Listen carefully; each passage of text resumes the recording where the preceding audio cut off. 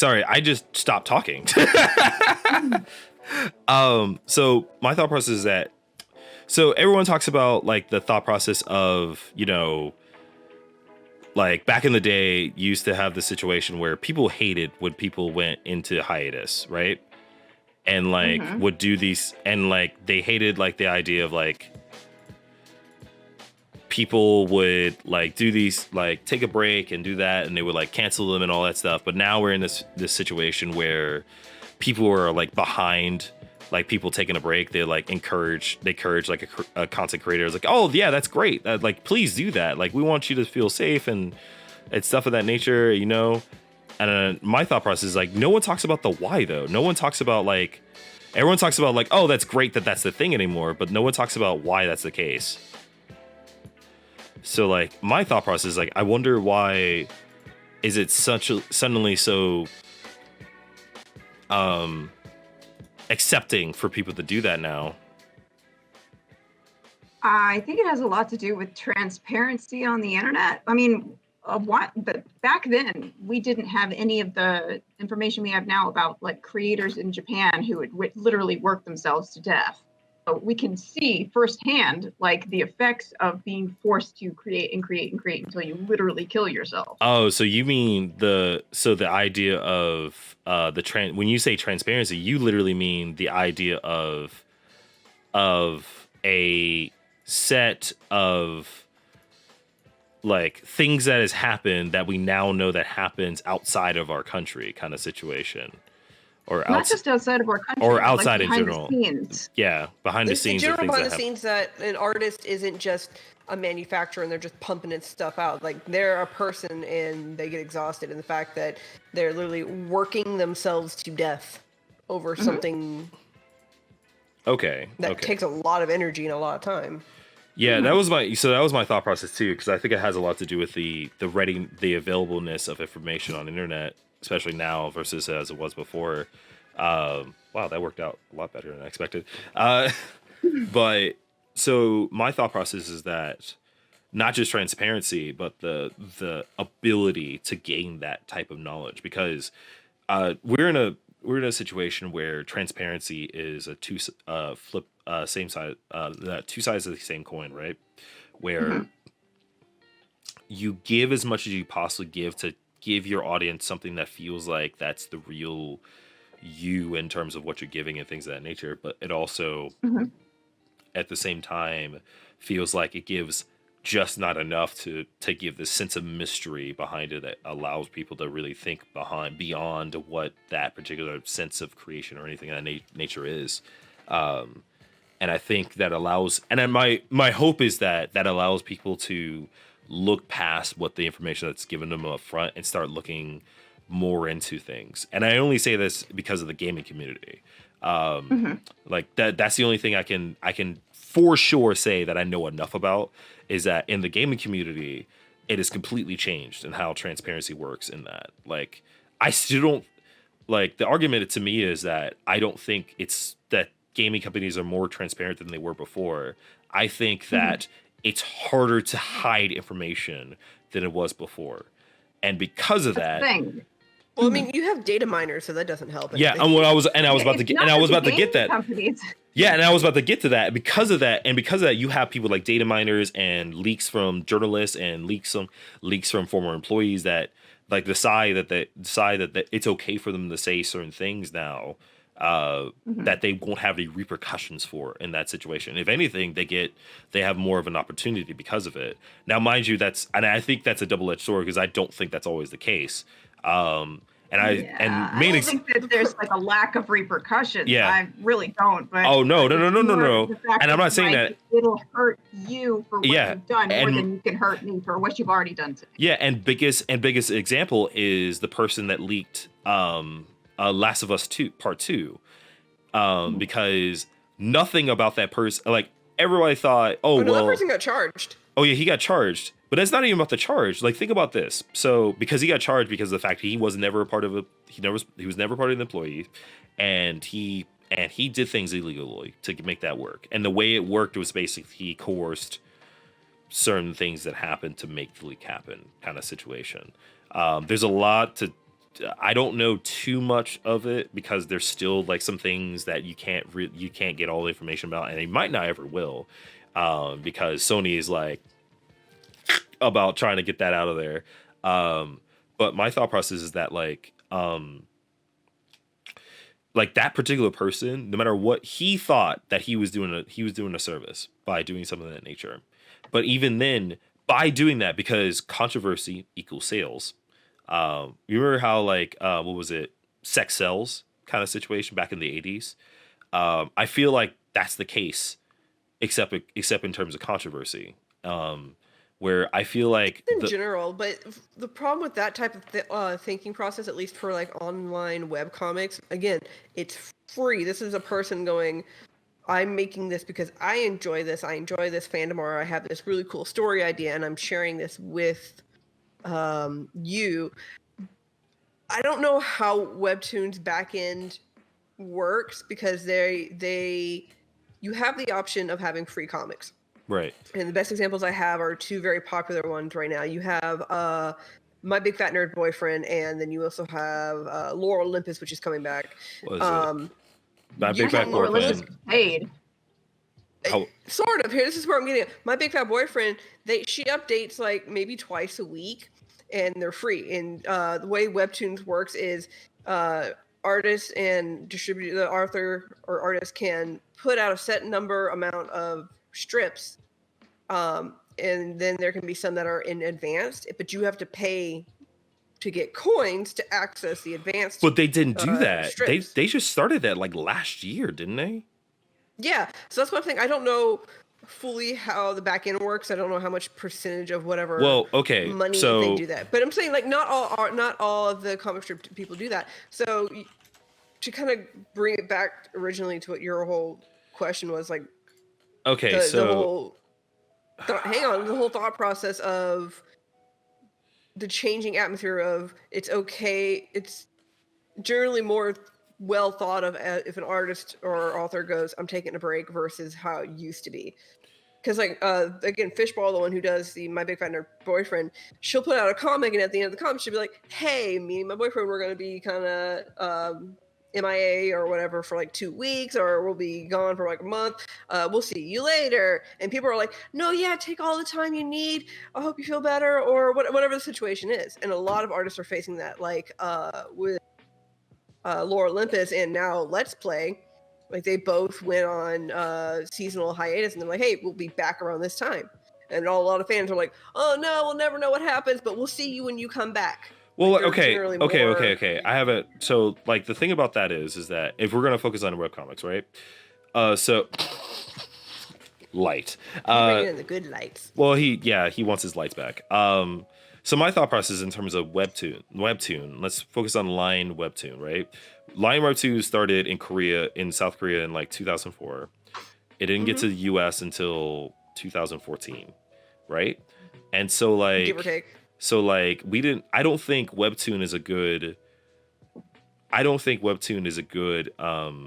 example of like the setup of that, like how that changed, because when Webtoon came in, I think that came in a wave of like how people work, because it brung in transparency. It's a good example of a modern experience, or a more up-to-date experience. I think the one you talked about yesterday, which is a little bit more earlier of experience, where like as soon as that author or artist went on break, he was getting shitted on. Yeah, because I'm talking about things like Mega Tokyo, and there was a werewolf one that I can think of, or like anything out of Snafu Comics, the amount of shit that Bleedman got, like.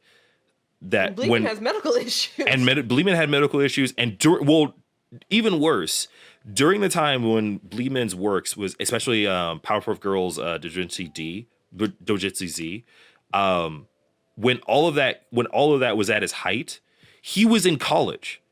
He was still in college during that entire time, and I remember people giving complete shit to him when he decided he wanted to take like a month or two of a break because he had like a test, or he was about to graduate or something of that nature. And people would give him shit about that, because like that was a big thing. And like, I mean, it's not as bad as it was now when like people give death threats for like the stupidest shit.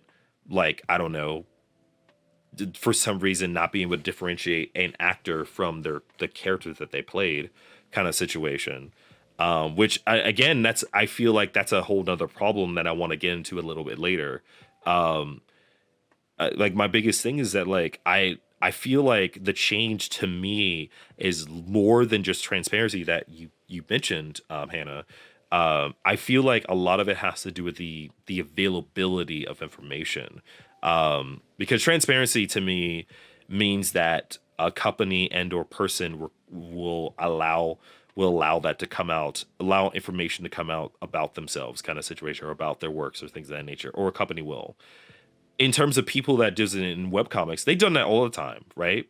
They always put It's out. less company as much as free press. It's like taking the First Amendment where you can, it's like, well, people deserve to know this, so here's the information. And as opposed to companies which don't like that See, kind of you're information saying getting out. something else that I have an argument. You're saying something else that I have a thought process about, because I also think that it has to do with the fact that we've lived so long to the point where, and as a country, we've lived so long that we've had this very specific change of how free press and free speech has changed throughout the years, especially like before, as we had the era of like marches and civil war, like the first beginning steps of successful civil rights movements and women's rights and things of that nature, and feminism and things like that.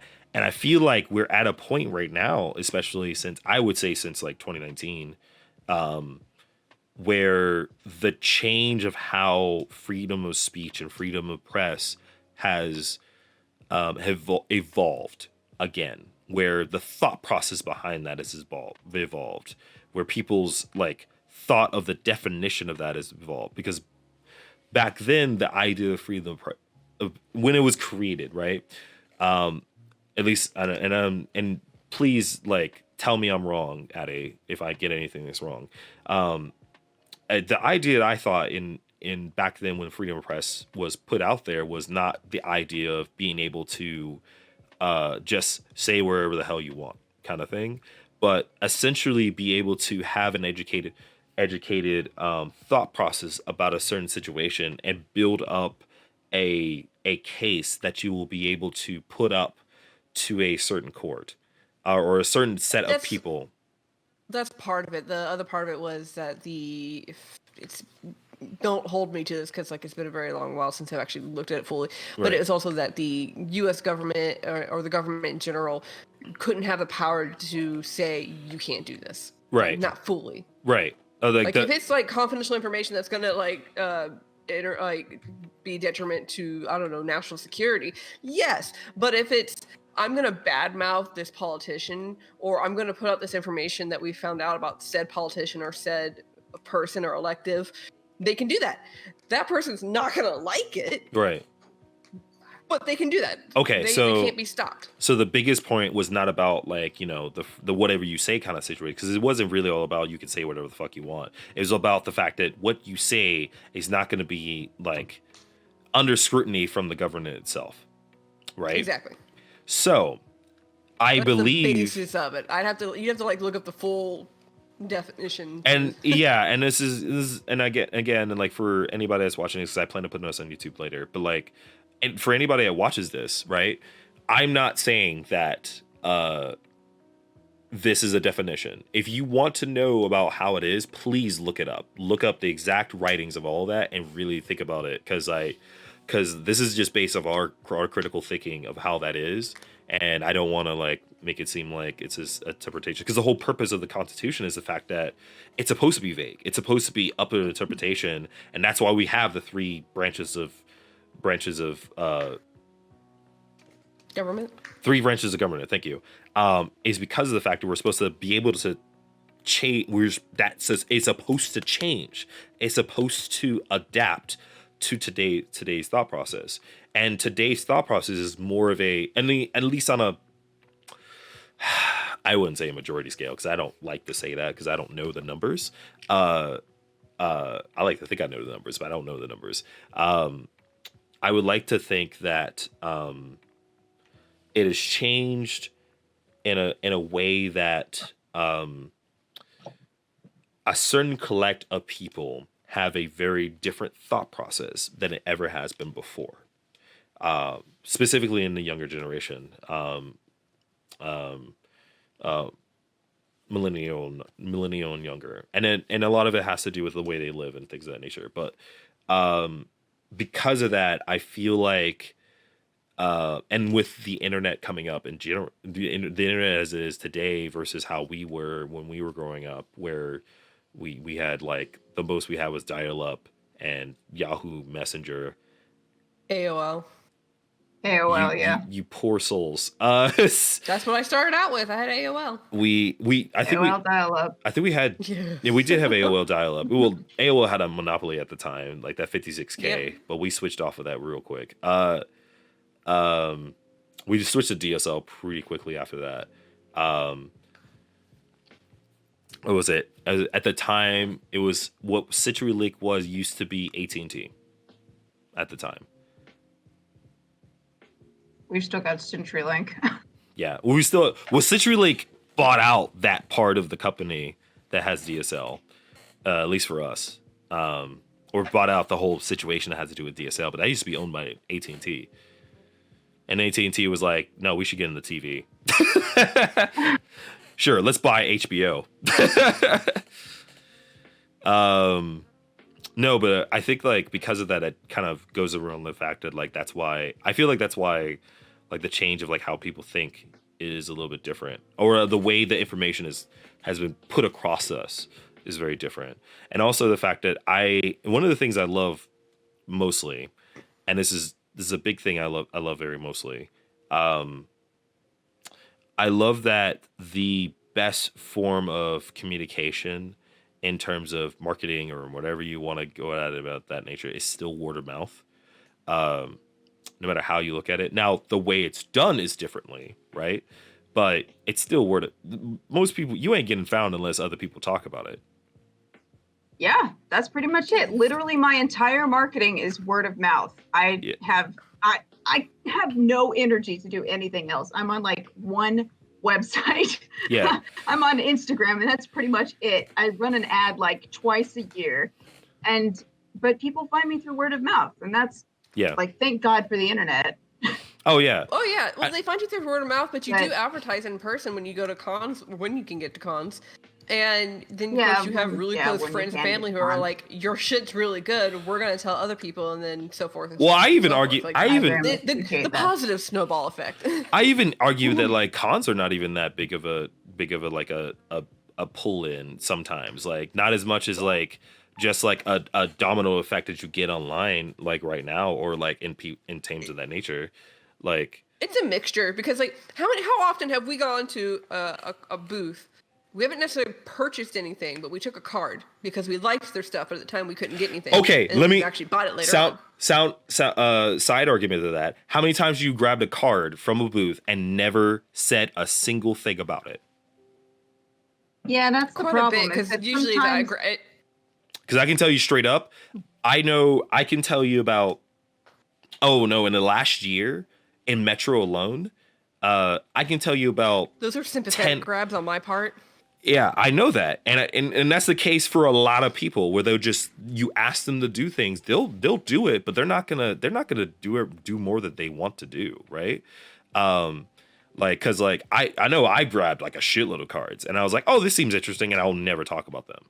Because I'm like, because with cons I found is it's sensory overload, because you go in there and there's is. all of this artwork, and you're like, oh, I like that, oh, I like that, oh, I like that, and you have to like get through it in a certain amount of time, or else you're not going to get through it. But on the internet, you can be like, oh, I like that. Yeah, and that's and also the problem is not only is it like sensory overload, but you're also looking at your wallet going, I need to eat later.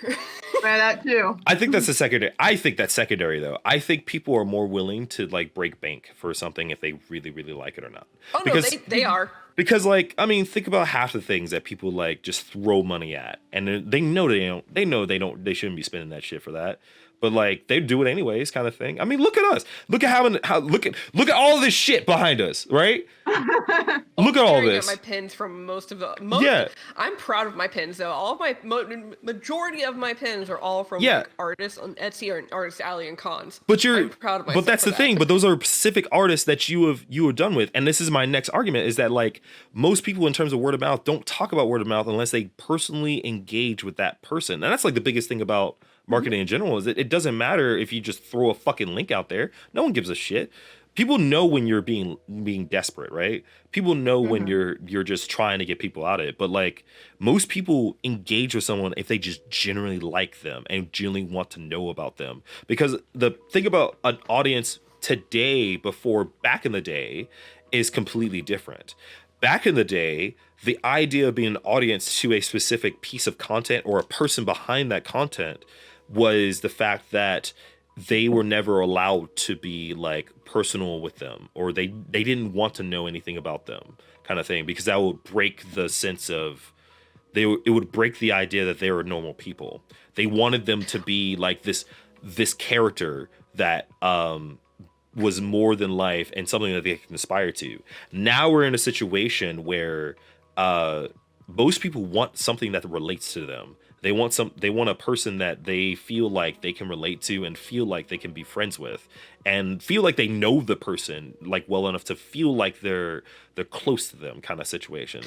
Well, one of the other problems that you come across is with anything in hand. I'm sure you've come across this too, just as a general like artist and keychain maker and other stuff too. Is you have, and this goes for webcomic people too throughout the years. Is you have the people who have that mentality of I want it now, because we are in the age where we can instantly go, hang on, let me find that, because we have these at our hand. We can easily just go, there's your answer, or boop, there it is.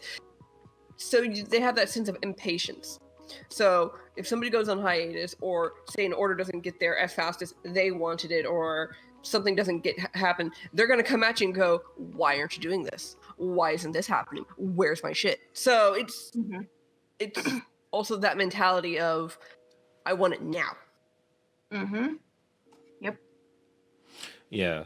I think to add to that, I feel like that like because you're talking about the add it now because you have the information in front of you kind of situation, right? You have easily able to get that information. I think even more so like I'm trying to remember exactly what I had in mind. So in terms of like the having it now or getting that situation, is that I think that has a lot to do with the demand. I think that has a lot to do with like the feeling like if I do not encompass this right before anybody else, or like feel like that I found this person, or I feel like I've really like been able to grow this into my own and feel like it's my own sense of upgrade, like success, if you will, in terms of like grabbing this for myself, right? Before anybody I know specifically does this, then that's a big deal. That mentality of it was cool before it was cool type thing. Yeah, no, and yeah, exactly that. It was cool before it's cool kind of thing.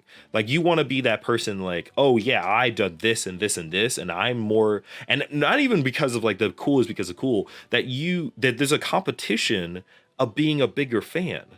Like I feel like that's a thing too, where like people, and I only say this because I've read people's comments. I've read even in like Hannah's comments and like in like some of the stuff that they put in, like the things that they're saying. Like I feel like some cases that people like wants to unnatural, and not like on purpose, but naturally like one up each other in terms of like the amount of support that they're giving the person themselves, kind of situation. Yeah, it's that weird mentality. It's a weird mentality, and I'm saying this because I'm the same way, where I say things. I know we both looked at Naomi with her stuff and how successful she's become how much in the comic book industry.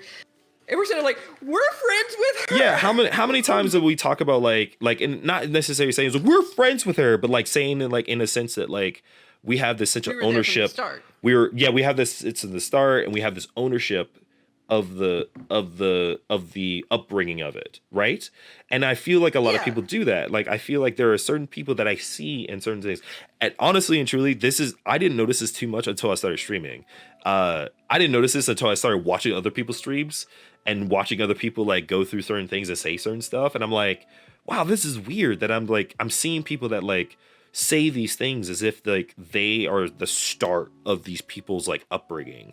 And I'm like, yeah, yeah, the audience is like a big factor into it, but like you wouldn't be into it if that person wasn't that interesting.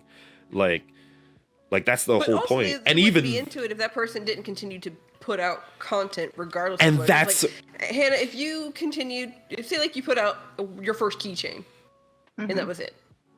Like, even if you sold like 50 of them and you didn't come out with anything else, you probably wouldn't have made it this far, or you wouldn't have gotten as far as quickly, or however the progress went for you, right? So it depends on the content that people put out. Like, the best example I have is he went by Dude Like Hella, but he did changed it after he had his family, which is fine. oh, right. But he did the Mean Kitty song, and that was like kind of like a one-off because he was just like, I just want to show off my new cat to my friends and family, but here's this funny little silly video. And then he did like really goofy stuff after that, but he didn't get bigger content until he ended up moving to Alaska with his now wife, and then his channel just blew up from there. And then he unfortunately had to quit because YouTube was being an ass. But That was Just the nature of the beast, though, is that you have to continuously create content in order to be relevant. yeah, well, unless you're in a situation where you're unfortunately getting taken down because of other people on YouTube kind of situation. And we're at this point there's where that. because like the problem with people like the dude like Hella is that like he had children content, right? Things that was geared towards children, and unfortunately, because of certain investigations that came up that had to do with people in comments about a His certain video channel. was unintentionally targeted, Yeah. and it messed with what he was Yeah. doing because he And a he lot of literally had a channels- channel where he was making children-friendly content for kids because he had his own kids, and he's like, my kids really enjoy this. I want to make something that other kids can enjoy because he does have he has had skills within video making and video content and production of that style. And he's like, I want to do this. And because of the shit that happened with that, it knocked him down. But then it also kind of affected his main channel as well, which was just like a vlog channel. Right. So It's and in terms of going back to the retrospect about audience in general, what you said specifically, it makes me think about the fact that even though people say, "Oh, I need to take a break. I'm feeling a little burnout," I think audience still has an internal deadline. I think they do. It's just not as short They as do. it used to be. It's also because they're a little bit more understanding now that like you said, like that semi-transparency is there. Because if you compare online artists or online distributors to comic book distributors or manga distributors, I wouldn't say manga. Manga's different. Japan's manga industry is vastly different. But say comic book industry, you're looking at artists and other people who create these comics, and you're not seeing people going, "We want this now." I mean, I'm sure they're there, but the industry is going, "You'll wait. If it comes out, it comes out." right. Yeah, it's such an interesting thought process of like how the audience has changed in terms of how they consume content than it was before. Honestly and truly, I think it's part of it. I think it's Netflix's fault too. Oh yeah. And bear with me in this situation where I feel like the ability to binge content has changed the mindset of most audience members. Or has helped change the mindset of most audience members of being able to wait for the next piece of content to come through, and that allowed other content creators to be able to have these sets of content that they can like put out week by week by week, and then be like, okay, we're taking a break in this situation kind of thing. Because we're also seeing like more content Welcome back, Jeff. Hey. We're My lights going now. yay. It looks a lot better. Yeah. I mean, it's very even. So my other thought process is that I feel like I feel like that allows the thought process of people being able to put out content that isn't, more live, or like it wasn't recorded like the night before kind of situation, and that thing, like, in terms of, and my example was like, Trash Taste podcast. They recorded like, I think 3 or 4 each time before they release them, right? Or like your content, Addy, where you're releasing, I think you're doing 10 before we actually release them on a weekly basis. Or was that What? your fiction? Novel. My goal is to at least try and get up to 10 chapters before I start releasing anything, so that way I have enough time between them But to build But up then more.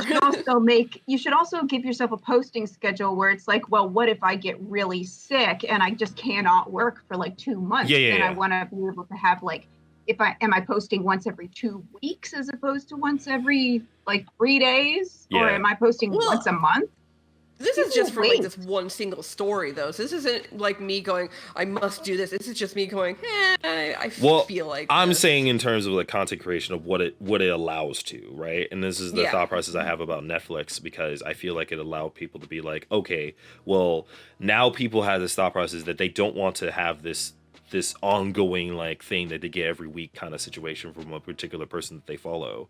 Now it's now they think, well, I can just consume this content and then just wait it out, because I have all this other content that I can like get into, right?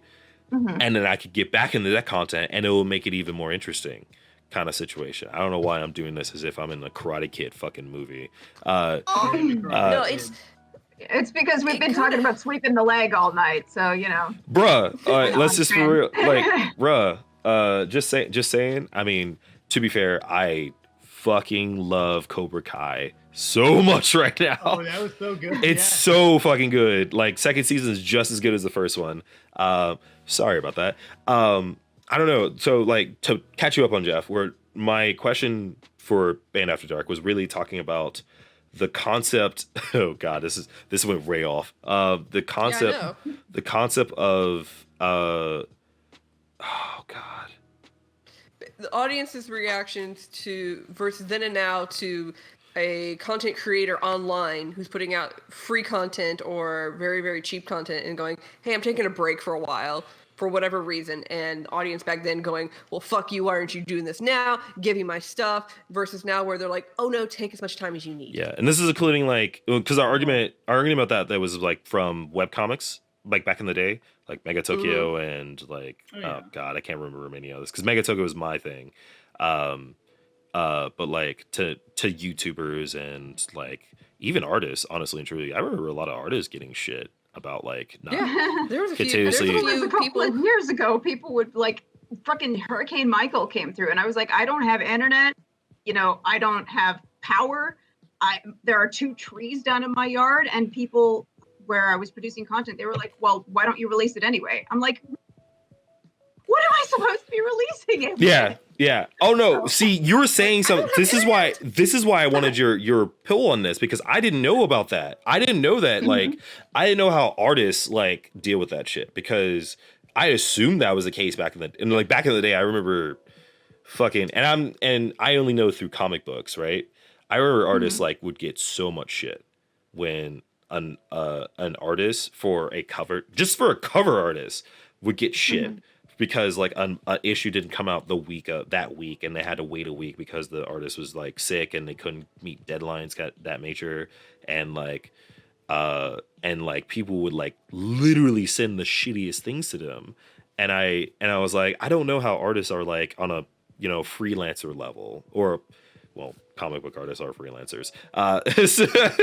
I'm in on a small business kind of level where they're not working for Marvel or Image Comics or Vertigo or DC. Comic book artists are freelance, but as like we've been talking about before, like Marvel, those companies won't release the information that says, "Oh, our artist got sick, and so we can't." They'll just say, "Hey, it's been delayed." Mhm. So people Yeah. are like, "Well, why? Yeah. Why is it delayed? I want it."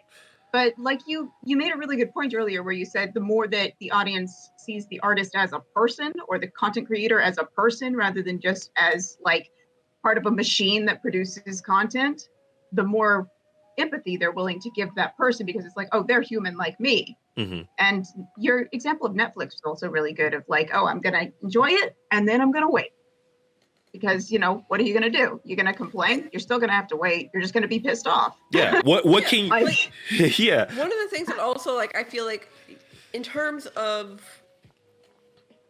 generational, Mhm. you had maybe our generation, a little older, when these contents were first coming out, and the ones who were like, well, fuck you, why aren't you giving my stuff now? We were impatient little twats, basically. And we were like, gimme, gimme, gimme. We were entitled.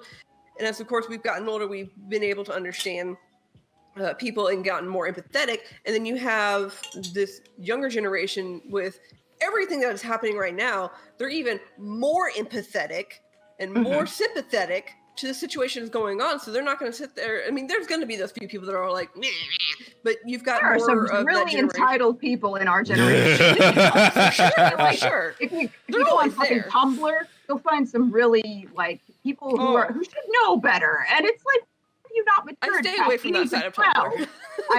I haven't been on Tumblr in like 5 years, but like I don't do remember Tumblr. specifically. I do. I don't do I'm Tumblr, very, so I'm very specific on what I'm looking for on Tumblr, so it's again, I stay away from that side. But again, you've it's also a semi-generational thing, I think, too. But you've got the younger generation who are consuming this stuff online now, and they're, again, like I said, more empathetic and more sympathetic to things going on. But again, it also helps that you look at that artist as a living, breathing person rather than a cog in a machine that's just printing out stuff as it goes. right. All right. So like, I have a question. So like, I want to push that same conversation to games, and I want to. So I'm gonna step out of this one. Yeah, go ahead. So no, stay. So please stay, because you have a thought process in this too. So the two people, I want to start with like things in terms of gaming, in terms of CD Projekt Red. So we have the situation where we have CD Projekt Red, where majority of people are pretty happy with the idea of a game company that wants to take their time releasing a product. Now, Jeff, remember the first delay on Halo 2? Oh, So, yeah, I like- even remember that. So like, and I only say Brutal. about Halo 2 because that was before Bungie was like, we need to get the fuck out. And That's before they were very well the- established. It's like, oh, this is their second break. the hatred to not just like regular people, but esports. Like when esports was at its infancy, excuse me. Infantry. Infantry. Sorry. I may have still a little hyped about Infinite coming out, but like but like in its infancy, like, like it was crazy. Like it was insane how much like the articles came out, and like the articles about the hatred came out about it, where we have this situation now where we have a company, I say a company. I don't know about many other companies that will allow that gamers will allow that piece of amount of let's say understanding for something that happened in that situation. Maybe Naughty Dog, and that's about it. Except for this year, because people were so pissed about the leak that it didn't matter that they were taking it. They're just being stupid. It didn't matter anyways, because like the same people that bitched about it still made it at the time the fastest selling fucking game, fastest selling like PS4 game of all time. So Yep. it's like, and it's like the same argument I have in my head. It's like, I feel like 2019 has not changed from 2020. I feel like 2019, when 2019 ended, it just paused, like where we're at in terms of how people's thought process is. The only difference is the fact that like, A global pandemic will do that to you. well, yeah, and I was saying that's a That's Words. attributed to it. I feel like that attributed to it definitely. But I feel like even before we were like super serious about the like really worried about the stuff, especially in January and February, I feel like it paused. Like I never felt like we changed in terms of like how people react in terms of different thought process. Like cancel culture is still a thing. Uh, the the idea that people like social justice warriors can just be a thing on Twitter, and that is enough to change a company to do something, whether that's to the good of the company or not, or the good of the person or not, kind of situation. Because we're still in this situation where people want to like believe that people cannot change, and people will have to be a specific way, and if they do one thing wrong, that's it.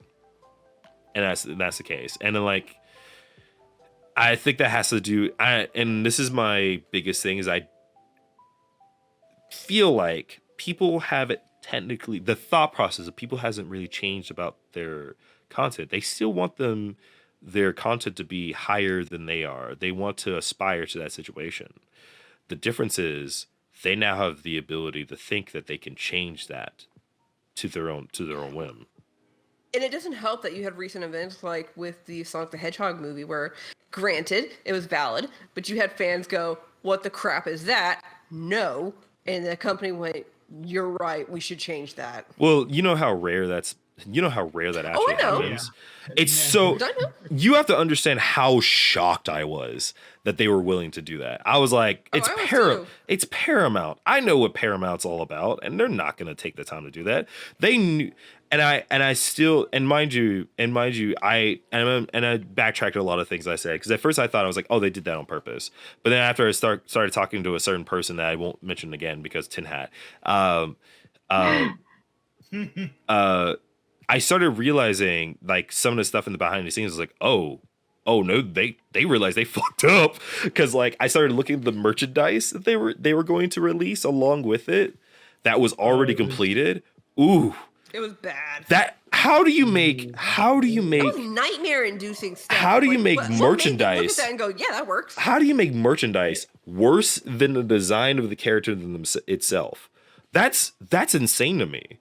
That was like, That's them not talking to the creators. oh or yeah. anyone who Well, ever worked on it. that's not talking to anybody about it. Like I said, I'm still No, butthurt. it's like- I'm still butthurt that Roger Craig Smith didn't play Sonic in that. Yeah. I felt like he deserved it. He had every reason to do that character. As much as I like Ben Schwartz as a comedian, I love Ben Schwartz as a comedian. Fucking that special with him and Thomas Middleditch, golden, right? Good comedy. Yeah. Wanted Roger Craig Smith to be on that helm because he deserved it. He's the only I literally wanted to hate him when they were like, oh yeah, we're gonna replace the previous Sonic. I was like, excuse me, what? Excuse The way I took it hold when on. they announced me? that, this is my fan brain working, was the actor or the comedian they had to do the Sonic in the movie in terms Ben of Schwartz. voice was a teenage Sonic. So it was a young teenage Sonic. Hang on. And then the cartoon voice of Sonic that we're all familiar with is the more grown up, more mature version. Modern Sonic. Past that, and he's been dealing with Eggman for a little bit longer than that Sonic. That again, that's my fan brain going, Okay. oh, that's why the voice is different. But My- we all know it's just Paramount going, no, we want to hire this guy. My sole no, art. Yeah, Dan. No, let's be for real. I know what it is, but my sole argument to that is that Sonic X. Yeah. Guess when Roger Craig Smith took over? It was a part of Sonic X before Colors. That was when Roger Craig Smith took over for the role of Sonic, and that was supposed to be a very young version of Sonic in Sonic X. Because Sonic X, he's supposed to just accidentally. It's Sonic the Hedgehog the movie is the plot of Sonic X. Yeah. Pretty much. It's just Yeah, it is. he accidentally ends up in Earth because he just runs too fast, and that's it. Even though they still don't explain the fact he runs by the speed of sound, but he somehow travels time. We're not gonna get into that. We're not gonna get into that because that's a conversation for me and Jeff another day. That's And then that's also involving that- Flash and Marvel and dude. Oh, let's not fucking talk about Flashpoint because I don't. Anyway, Let's Oh, not. yeah, no, Flash cheats. He used an outside force. Yeah, he had an outside force. We're not gonna talk about Flashpoint. So like in terms of like the conversation about like audience engagement, I guess that's what I want to call it, is just Yeah. audience engagement, because that's all I get out of it. Is it like and for me, the only reason I like to talk about this is because I'm starting to learn about it more and more as I've been streaming and talking to more people and being on these Discord servers. goodbye. Okay, thanks, bye. And like really wanting perspectives on not one but two people that honestly had more engagement than I have so far in terms of like content that I put out. Because like Addy, your engagement with your first crossover fanfic that you have is I feel terrible for that because like I stopped updating it nearly as frequently. Part of it is because I end up losing interest in it, and the other part of it is I get to a point in the story where I'm going, I don't know how to write this out. you know what I wish, and you know what I wish, because that hasn't changed at all, is the book industry, the novel industry, is that like that's still never changed, where like deadlines is shitty, or at least in the US deadlines is shitty, and like the way you have to like put out content is stupid, like especially if you got like a series of books that young adult books, dude, like oh my god, like I feel so sorry for most of the writers in there, except for the writers Some of of those like, are cringeworthy. Like, Except- some of them are good, but some of them are cringeworthy. I will say 4 people that I feel like is it 4 people? Hold on. Yeah, 4 people that are, I think like had a lazy book and just people like took into it because it was just interesting enough for young people that it didn't matter. And that was the person that wrote Divergent, the person that wrote Yep. Twilight, the person that wrote 50 Shades of Grey, and the person that wrote Maze Runner. And I only say this because that's the 4 highest grossing movies in terms that was based on a young adult. Oh, sorry, I missed one. Hunger Games. Yeah, but Hunger Games was actually good.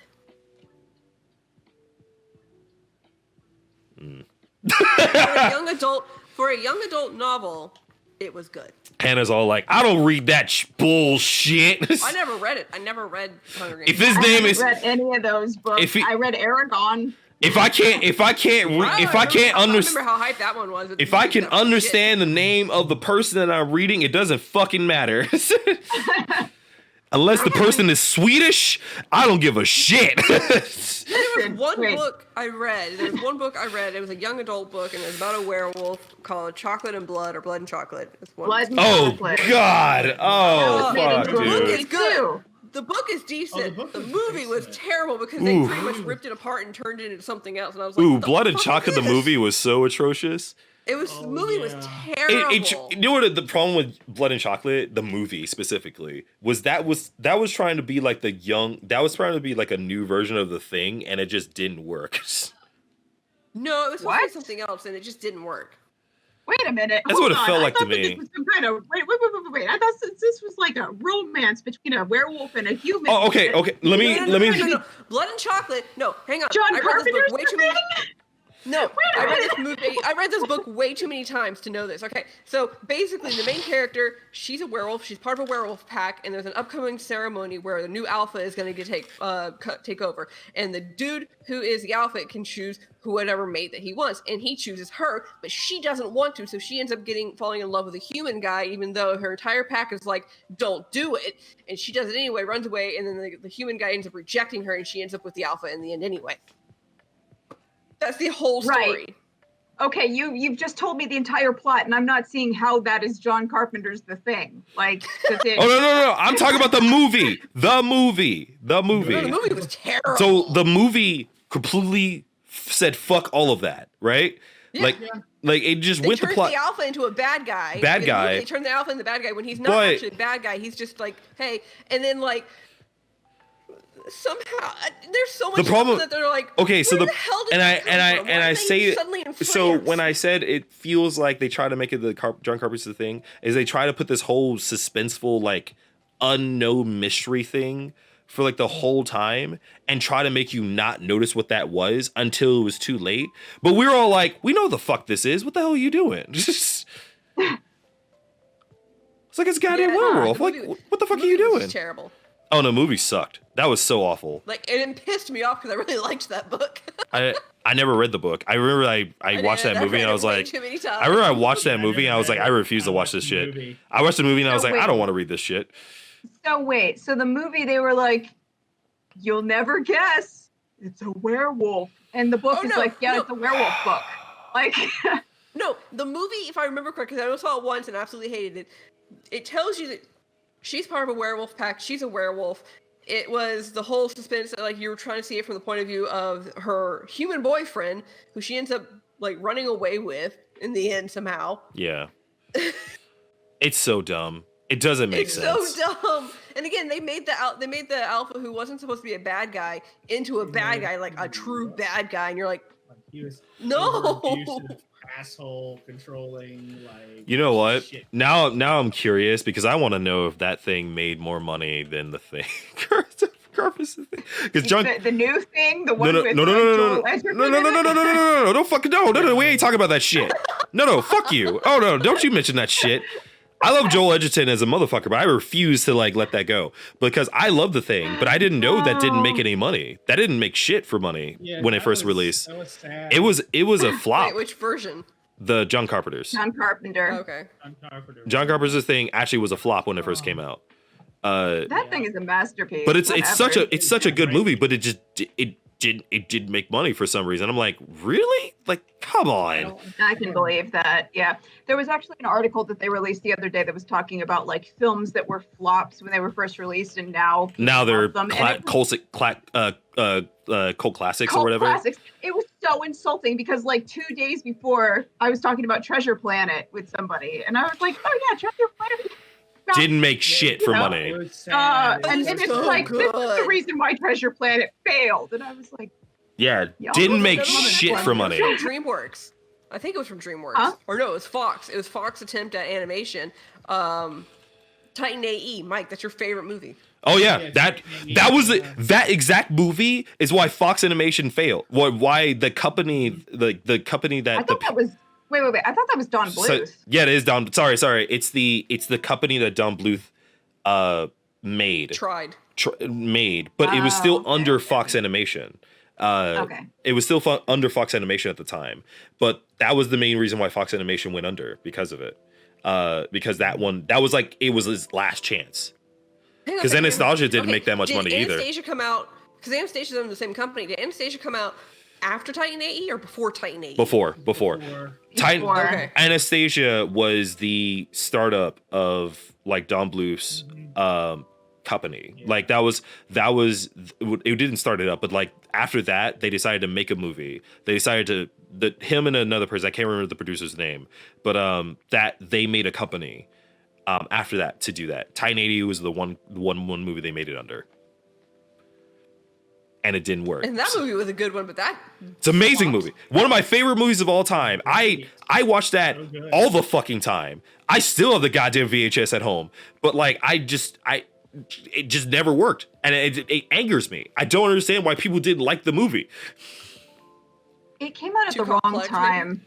No, it was like it came out during the Disney Renaissance when everybody was like, oh well, now we're all excited about princesses again, and then they're like, okay, well we've done princesses for about All right, 5 years, but how let's talk about something different? Let's talk And about it. people I were like, saw no, a we really can't. great, Hold on now. to kind of go off this, I saw a really great, there's a YouTube video where they talk about the rise and fall of the Don When did it Bluth come out? era. 2000. Because you're going back from like the very beginning of his time where he did work with Disney at one point, and then to him going, I want to make my own stuff. And so then you get all those classic Don Bluth movies that you see until like the absolute fall of it. And you're right, Disney played a big role in his company just going, Don Bluth's shit was terrifying, my dude. I love Don Dude. Bluth. but I loved it. a lot of my Don art Bluth. style is like inspired by him, like the rosy cheeks and whatnot. But Mhm. Don Hold Bluth, on. man. let's go to heaven. Terrifying. That's terrifying. Secret Like of when you're a Nam? kid, you're like, this is kind of Terrifying. scary. When you're a kid, it's kind of scary. But when you get older and you look at it again, you're like, oh. Hey, like, oh, no. hey, Jeff. I mean, it's not Ren and Stimpy level. It's not Ren and Stimpy level, but there's a lot of complex thought processes within all those movies. You're like Thumbelina. Hey, Jeff. Yeah. Jeff. There's very slight hint of rape in there. Very slight, even though nothing Oh, actually no, happens no, to that's her. not slight. It's straight up. Right? Oh no, that was straight up. Like I didn't know about Yeah, that until straight later. up. Oh, Jeff. Speaking of Don Bluth, What? how much money did you waste on Dragon's Lair? Huh? I love Dragon's Lair. Did you ever? Oh, Well, to be fair, God. did you ever play Dragon's Lair in arcade? Yeah. How much money did you? How much money did you waste on that? Because I can definitely say I probably put about $200 to $300 in that game in arcade when Tilt was Oh, yeah, 'cause that still was one of here. his, wasn't it? He did Yeah, the Don. animation That's for Don that. Bluth's game. Mhm. That Right. like I Don remember Bluth. that. Oh my god.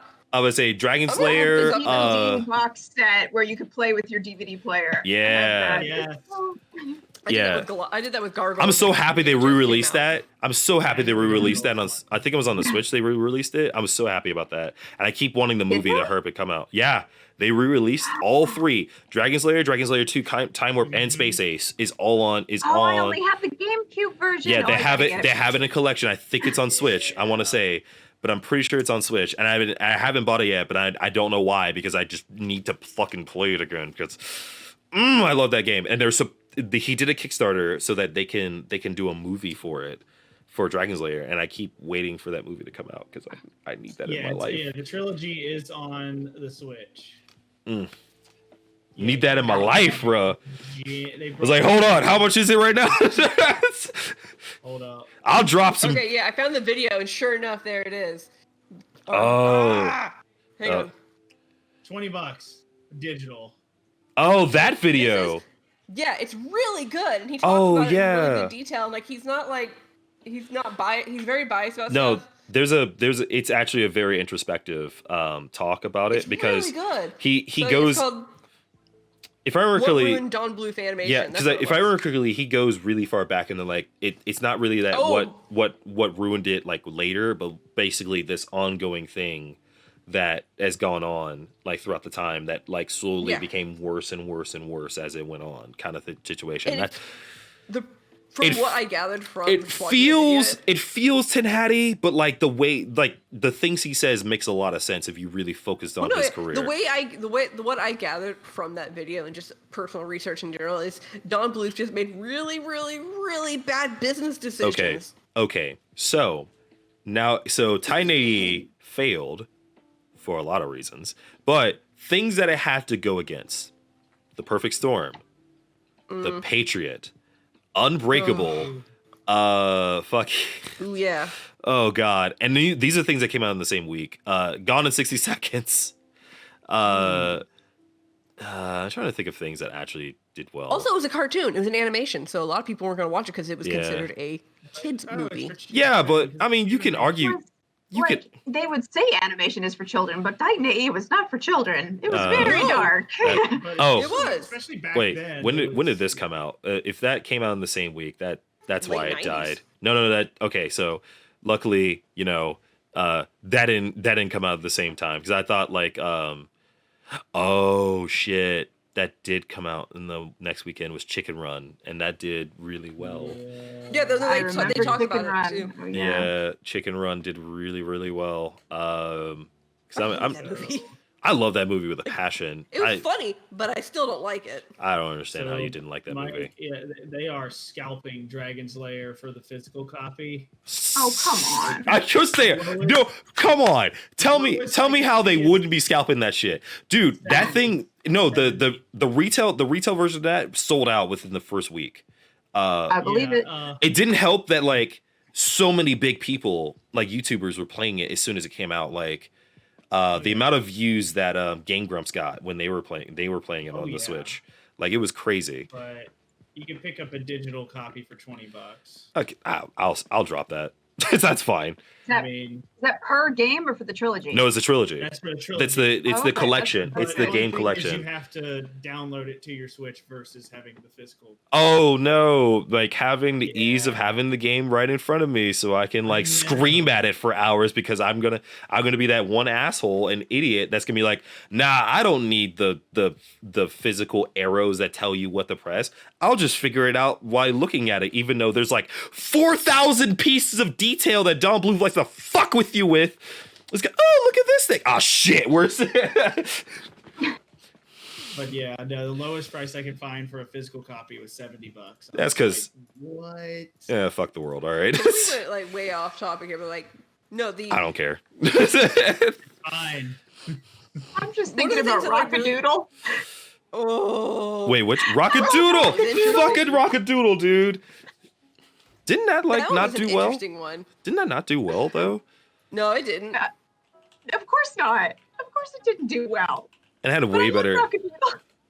had You know what- an you know what amazing Don Bluth soundtrack. movie that Wow, absolutely, 20% of like, Rotten love and Tomatoes. Still love to this day, even though it doesn't. There are parts of it that like just don't make sense. What? The Secrets of Nim. I love The Secret of Nim. The animation. How does that was none of it so make sense to pretty. you? How did Beautiful. No. It's great. It's just there are parts of it that are like completely left out that because it's based off of a book. Oh, The book okay. explains a lot more things, but in the movie they Yeah. had to change stuff and they just kind of Yeah. added things in, and then like one character will mention something.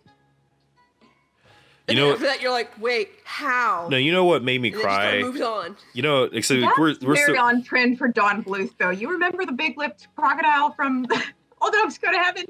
Oh yeah. I Yeah. love that. Oh, I mean Trolls. more confused more No, not Trolls. no, a Central troll in Park. Central Troll Park. in Central The Park. troll- I was just about to say that. I was just about to Oh talk my about God. that. I was just about to talk about that because I was like the green thumb, Oh, and there's so much. Georgia, the Queen of Mean all the time. I love it. Oh. That shit made. I don't know You why, mentioned but him, that the shit made me musical- cry all the time. The musical numbers that a lot of his stuff had, like American Tales. Oh my God. Like the I music love that came out of Fievel. every single like American Tail movie. Hmm Mwah. Mhm. I still make fun of like Jeff because I always call him I always call him Fightful because the way he like looks out into the distance. That mid-scene Out there. I always think about like I wish somebody could look at me as Jeff looks at out a window. Oh, Flying Dreams from The Secret of Nim, though, was also a very beautiful piece. Yeah, definitely yeah. so. Definitely so. I had a But hots for there's, Thumbelina when I was a kid. For who? Oh. Thumbelina? Thumbelina, yeah. Thumbelina. Thumbelina almost made me gay, I think. I was like, I don't know, man. Thumbelina's kind of like a hot piece of ass. I'm not gonna lie. She was pretty and hot, but her like naivety and her like semi like blonde attitude was like what threw me. I was just like, no. Well- Wait. You're saying that Thumbelina was naive and blonde, and you are missing the fact that she's, of all of Don Bluth's women, like, the princess from Dragon Slayer, whose name is escaping me at the moment. Oh, I never And, played it, so I don't know. The chick from Oh, God. Rockadoodle, where they're like, her whole "One more step to be fair, forward, she was literally the most obvious I mean, that's kind damsel in distress that you ever had in your entire life. She was Well, yeah. your whole purpose of getting there was just so you could see her, she's got, and like, then you're nipples like, out. She's like, yeah, you're like, oh shit, there's boobs. No, that thought process that I just described was my younger brain thought process when I was a kid. Like, I still loved it. Okay. I still loved the movie. I still loved the character. But I was just Oh, like, no. she's kind of stupid. Now I'm just looking at all of these, and almost all of these like Don Bluth Oh, films are no. on like Prime Video, and I'm just like, Oh no. Addy, I you know watched what the we shit need out of to them. we need to do a Don Bluth like watch party right now because like hell what yeah, Don Bluth American is on. Tail, Dogs Go to Heaven, Land Before Time, Secret Okay. of Nim. All dogs go to Anastasia. heaven. Asian. The best. Before time, oh no. Yeah, Oh my man, God. get ready to Land Before fucking Time is cry. going. More time. Land Before Oh, Time is still no. going. It's like a 30-minute kids show now. Let's see. It's Yeah, still continuing. all of those like Rockadoodles on Pluto TV. The land, they're almost 2 times Troll, now. They've troll, been going for a a while. troll in Central Park is in Prime Video. Pebbles for free online. Pebble and the Penguin. Penguin. Yeah. Oh my god. Uh, I forgot about that movie. dude, man. Yeah, like almost all of his work is like on like Prime Video. We can just like Was do a Fern watch Gully party. a Don Bluth? No, I nope. don't think No, I so. don't think so. It was not a Don Bluth. It's just that it was that same error. That's what it was. It was no, not well. Yeah, it was the same era, but like Late 80s, early 90s. I late think. 80s. Yeah. It was no. The first one came out in 92, and the second one came out in 96. I hate yeah, the the- second one. yeah. The one was stupid. No, the second. All yeah, oh, there was come a on! It was the second one, 90s. though? Yes, yes, Sequel there on every was. sequel. Yes, there was a second. There was a second one, and you Not know, it's the necessary. come on, Hannah. You know, it's the '90s. If it makes money, right? They're gonna put out a second of it. What was it during the I early? don't wait. Did it have Tim Curry in it? No. Probably not. Hold on. Well, then it's not Remember his worth it. character Who died. cares? Well, like think about half the movies that came. No. Think about half I the don't even remember movies. the plot of the second his, one. Dude. his character was literally pollution. You Yeah. can't kill pollution. Bro, What are you talking I about? can listen to his You can song recast as that him. character. You can every time recast and just be like, pollution. I don't care if you're talking about poisoning the planet. Just sing it, Jim Carrey. Sing it. Yeah, none of the original Okay. cast. None of the original cast was in No the one second came one. No. back. No, I I think- don't even remember. come I on, don't even man. Remember the plot to the second one? Dude, like there's so many times where people made seconds of That's movies of awesome. every movie and none of the original cast was in it because they could just recast and not care. Like, Disney was the worst about it during the oh late dude, 90s, early Aladdin Oh, yeah, 3, there's Aladdin thousands. 2 and 3, like They were entertaining, but they weren't great. Aladdin 3 was better. Aladdin's It was. dad was Aladdin fine as 3. hell. Yes, Aladdin's it was. dad. Silver I was Fox. like, that's why I said Aladdin 3 was better because Aladdin's dad showed up and was like, oh shit, hold on now. Damn, this dude's a Man. real swashbuckler motherfucker. Yeah, you had okay. So you had the sequels for Aladdin. You had Brother Lion Bear King 2 2 was like randomly legit. come out. You had Little Mermaid. Lion King 2 was legit. Lion was, King 2. Come on, man. I I was say, Awesome. all right. James Marsden was a lot of people's awakening as Coat. that dude was hot. I even thought he was hot when he was a kid. I was like, how is this dude hotter than That's the Simba? biggest crush What the on that. fuck? This dude getting it for real. I was like, all right. It's like everyone know once you go black, that's how it go. All right. What was it? Okay, but no, like, what was it? These were things that these were Disney's straight to VHS or straight to DVDs. Well, think about how I was about to say think about how much money the Tinkerbell series makes. Like the amount of movies they just shell out in that bitch, and they just You know what the continuous Tinkerbell making series money. kind of reminded me of? The Barbie animation series. That's because that's yeah. They just randomly put out. hey That's what guess it kind of reminded guess me of, what? but It was the better. same exact animation studio for the longest time. Like it was the same exact studio. They just did the Tinkerbell series movies specifically. It's the same exact studio. Like Yeah, it was like, oh, you make money here. Disney's like, we'll buy you and come here. We'll Bowie on you now. Come Disney be is the part of bomb. be part of the Star Wars like design section, aka like just new Pixar. Well, here's the Yeah. thing. Disney is the blob. That is the best way of saying what a company is just they're the blob. Yeah, we're just gonna Is it, associate. am I wrong? Tell me You're I'm not. wrong. You're not wrong. You're not wrong in any way. Like they're definitely that way. Don't look at the camera, They're kind buddy. of scary. There was Yours I had a is story. right through the camera. Like this is how scary they are. I had one of my professors when I was going to college early on for my AA. It was one of my humanitarian classes. Anyway, he talked about how in his hometown there was a bar, and the bar was called Mickey's House because the owner his name was Mickey, and he had this mouse character that was part of the logo for his bar, but it wasn't Disney style mouse. It was kind of Rat Pack type, here's a mouse type thing of the beer. And Disney apparently found out somehow and contacted him and said, cease and desist. Oh, all right. And he's like, but it's my bar. And they're like, then take the logo off or rename it. So he Wow. ended up in order to avoid any legal or any legal battle or any type of being sued or any way, he pretty much just had apparently changed the bar to Mickey's. Whoa, wow, that's Sucks. crazy. And he had to remove the little character too. That's how protective Disney is. They're just Yeah. back off our shit. So like, Mhm. does anyone remember Quest for Camelot? Yes. That's on Yes. that's on Disney Plus now. Is I it? almost watched Really? but I didn't want to What? yet. Yeah. How? Mr. Camelot is That was Disney? that was owned by Warner Brothers. Oh, wait, Yeah, that was no, Warner not Quest for Brothers. Camelot. It's I'm not thinking the Disney sword. Plus. No. You That's talking the about Sword of the Stone. Source? You talking about Sword in the Stone? In the Sword in the Stone? Stone?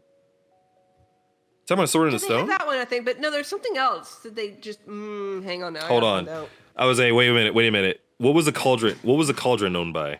The Black Oh, yeah, no, Cauldron that's- was The Black- That's Cauldron, Disney. That, they just added that. Okay, because the Black Is that what it Cauldron. was? Yeah, because Yeah. there's the Black Cauldron, which that shit fucking ruined me as a kid. Oh my god. That one scared me. That one I mean, like, one Pink scene Elephant where like scared me, but that scared no me. the one scene where like the skeleton like all green was just like going out and like doing the Indiana Jones style like scare shit. Yeah. That was fucked up, dude. No, the Quest for Camelot, like, I think I watched it like maybe once No. or twice, and then like No, lost that was- interest in it, or No, I watched it a lot because we had the VHS because that was like where Arthur was like Shoot, I blind. saw that. Garrett's song was so good. Garrett's song was amazing. it was. And it was like yeah, because Arthur was blind and like if I remember correctly, Garrett was blind. Arthur was Garrett, fine. sorry, Garrett was blind. That's who it was. And then like, was it Ruber was played by Gary Oldman? Gary Oldman. Yeah. You ever think about that shit? Like, I was like, what are you doing for money? And I guess this. Yeah, because I thought about the cauldron, but then I was like, oh wait, no one talks Yeah, about the Black Quest for Cauldron. Cam- That's what. the Black Cauldron. Yeah, that's. No, that shit was fucking. I- That shit was fucked up. I was like, how is this for kids? Oh no. Shit, It's I not. remember Quest for Camelot. Like I remember seeing it in the theater, like when it came Mhm. out. Like at the theater, they handed out little like passports that said like Camelot, and I'm just like, oh, this is Oh, cool. that's cool. See, this I is didn't why. get to see that movie until it came out on VHS. See, this is why I love that like I don't have kids is because of the fact that I don't have that feeling of like like all these things that we have like consumed. I don't have that feeling like man, kids shouldn't watch this, but I still have that feeling like man, kids should definitely watch this. Like just to understand that like shit gets Black dark. Cauldron, hell yeah. Yeah, let's just ruin people's lives by like just understanding that there's death. See, there No. are things like that we grew up with, especially on Nickelodeon, that we really should not guess. have been watching. But we Here's watched what it I don't anyway. understand. I've read the Black Cauldron books, and the Disney movie was scarier than the scarier. original books. Dude, Yeah. that made no sense. I didn't read them until after I watched the Black Cauldron. Yeah. And then I read it and I was like, what the fuck is this shit? This is like kiddie play versus like watching a dude literally die in front of you, like just like spilling like acid. I'm like, what the fuck? Like it was terrible. And the dark imagery, like in general, like came around that. Like it was just constant like misery, like the entire time. There are certain books that I read as a kid and or as a young adult that I'm very full for that have never been turned into a movie. Because one, it would not be the same, and two, either the movie is going to be either super corny and bad or super dark. What is that? Mhm. There's one. It's a really cute book. Like the book itself is really good. It's called Jeremy Thatcher's The Dragon Hatcher, and basically this kid ends up like pulls what your character did and or pulls what Mel's character did in your campaign, Hannah.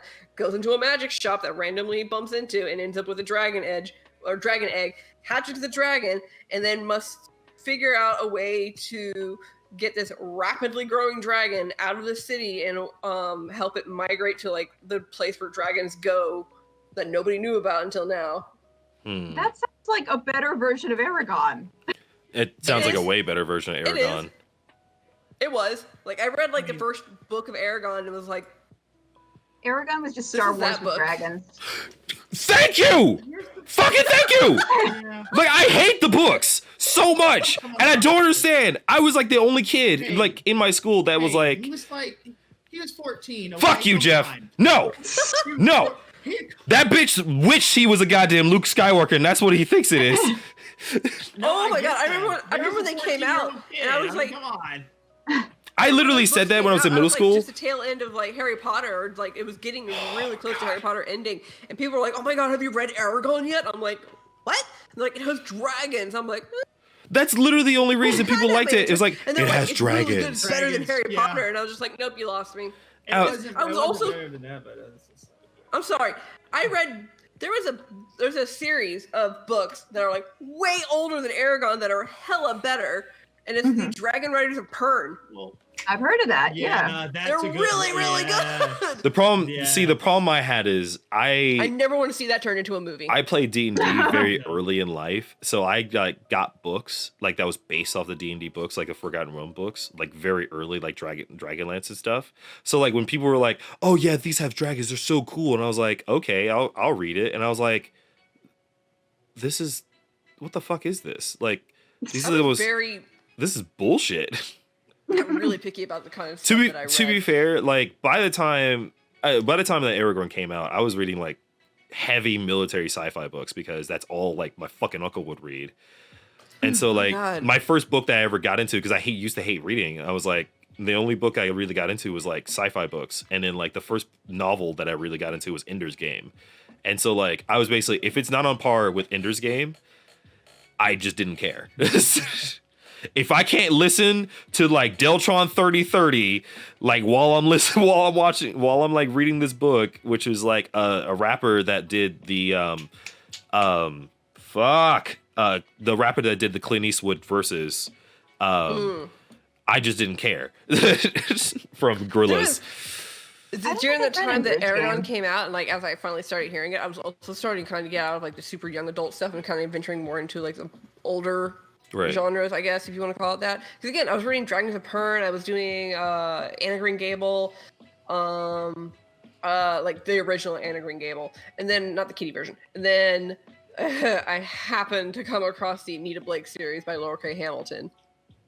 Mm. I probably shouldn't You have had found you had those at you that had young that of an age. you had that smut but I real found early. them. Yeah, that's smut real early. Also, wait a minute. Oh yeah. Wait a minute. So you never heard of the Ender Game series? Or the Ender series? Or I'm I think talking. I heard about it, but because Oh, go ahead. Go ahead. Sorry.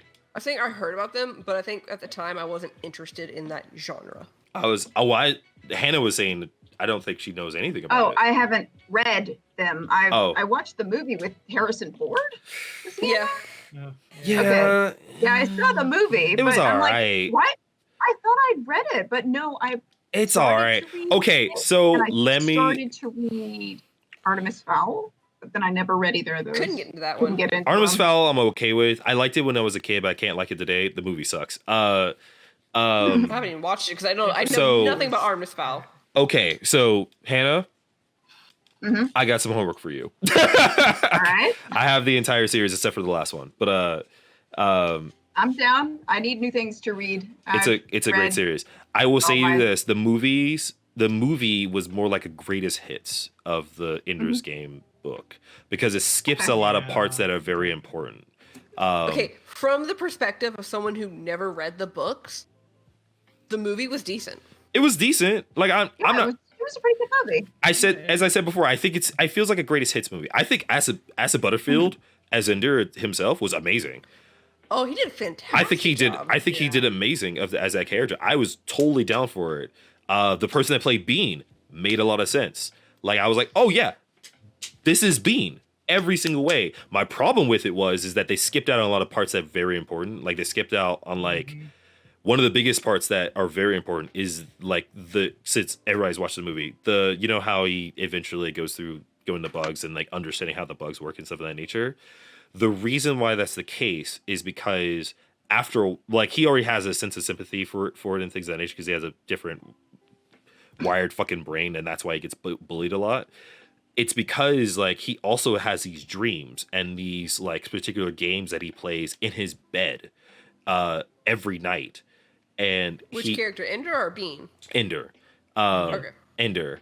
And the thing about that is that he keeps playing these games that he keeps playing that's about like fighting the same like scenarios and things of that nature that has to do with him. And that is why he starts to learn more and more and more about it because he thinks more like how the bug works and because the thing they work out is that like, oh, he just thinks like a bug. It's more than that. He understands the perspective of the bugs. And like the whole purpose of that ending part when he realizes that it's a real mission, he actually is distraught because he never wanted that to happen. By that point, he actually became sympathetic of it. And when he leaves, it's to leave the join the opposition.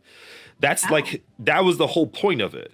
And so like that's why I say that like there's a lot of parts to it that they leave out, especially since like as much as like the training module that they do like the cool like I call it the tournament arc section of it. It's a very important part because that's the first time that Ender becomes his own person and ends up becoming sort of a leader. And the problem is they did it in one game. It takes about, I would say, about 17 games before he really like has a camaraderie with his group to the point where he can actually like fully command like his whole group in a way that makes sense. Because the thing about it is that if you really read the books about it, it feels like Quidditch, but not in a a shitty like one person is just good at everything kind of situation kind of stuff. Like, because like another part of the book, I don't think I have it. I want to buy it, but like a very good version of that is Bean's shadow, which is everything that happens in Ender's Game is in Bean's point of view, and it puts amazing perspective of how he sees things. Because Bean is with him pretty much the entire time, and pretty much is the only person that knows some of the things he does at night when no one's looking, kind of thing. And everything in his perspective really takes a turn of like how a normal person that doesn't think like Ender really sees like how things are done. I love that. It's literally my favorite series of all time. I will definitely come by and just like drop it off. Like here, it'll read all of it. There's one book that isn't that great, but it's fine. It is kind of important to read, which is the Children of Ender. It's not great, There's but always one book that's not as good as the Children of others. Ender isn't great, but it's very important to the overarching story. It's kind of like the Dune series, which I'm not gonna lie, I'm really excited about the new Dune series coming out. Oh yeah. To be fair, I'm one of those few people. Apparently, I'm like a few person that likes the Sting version of it, the Sting movie. It wasn't bad. I don't think it was bad. I thought it was great.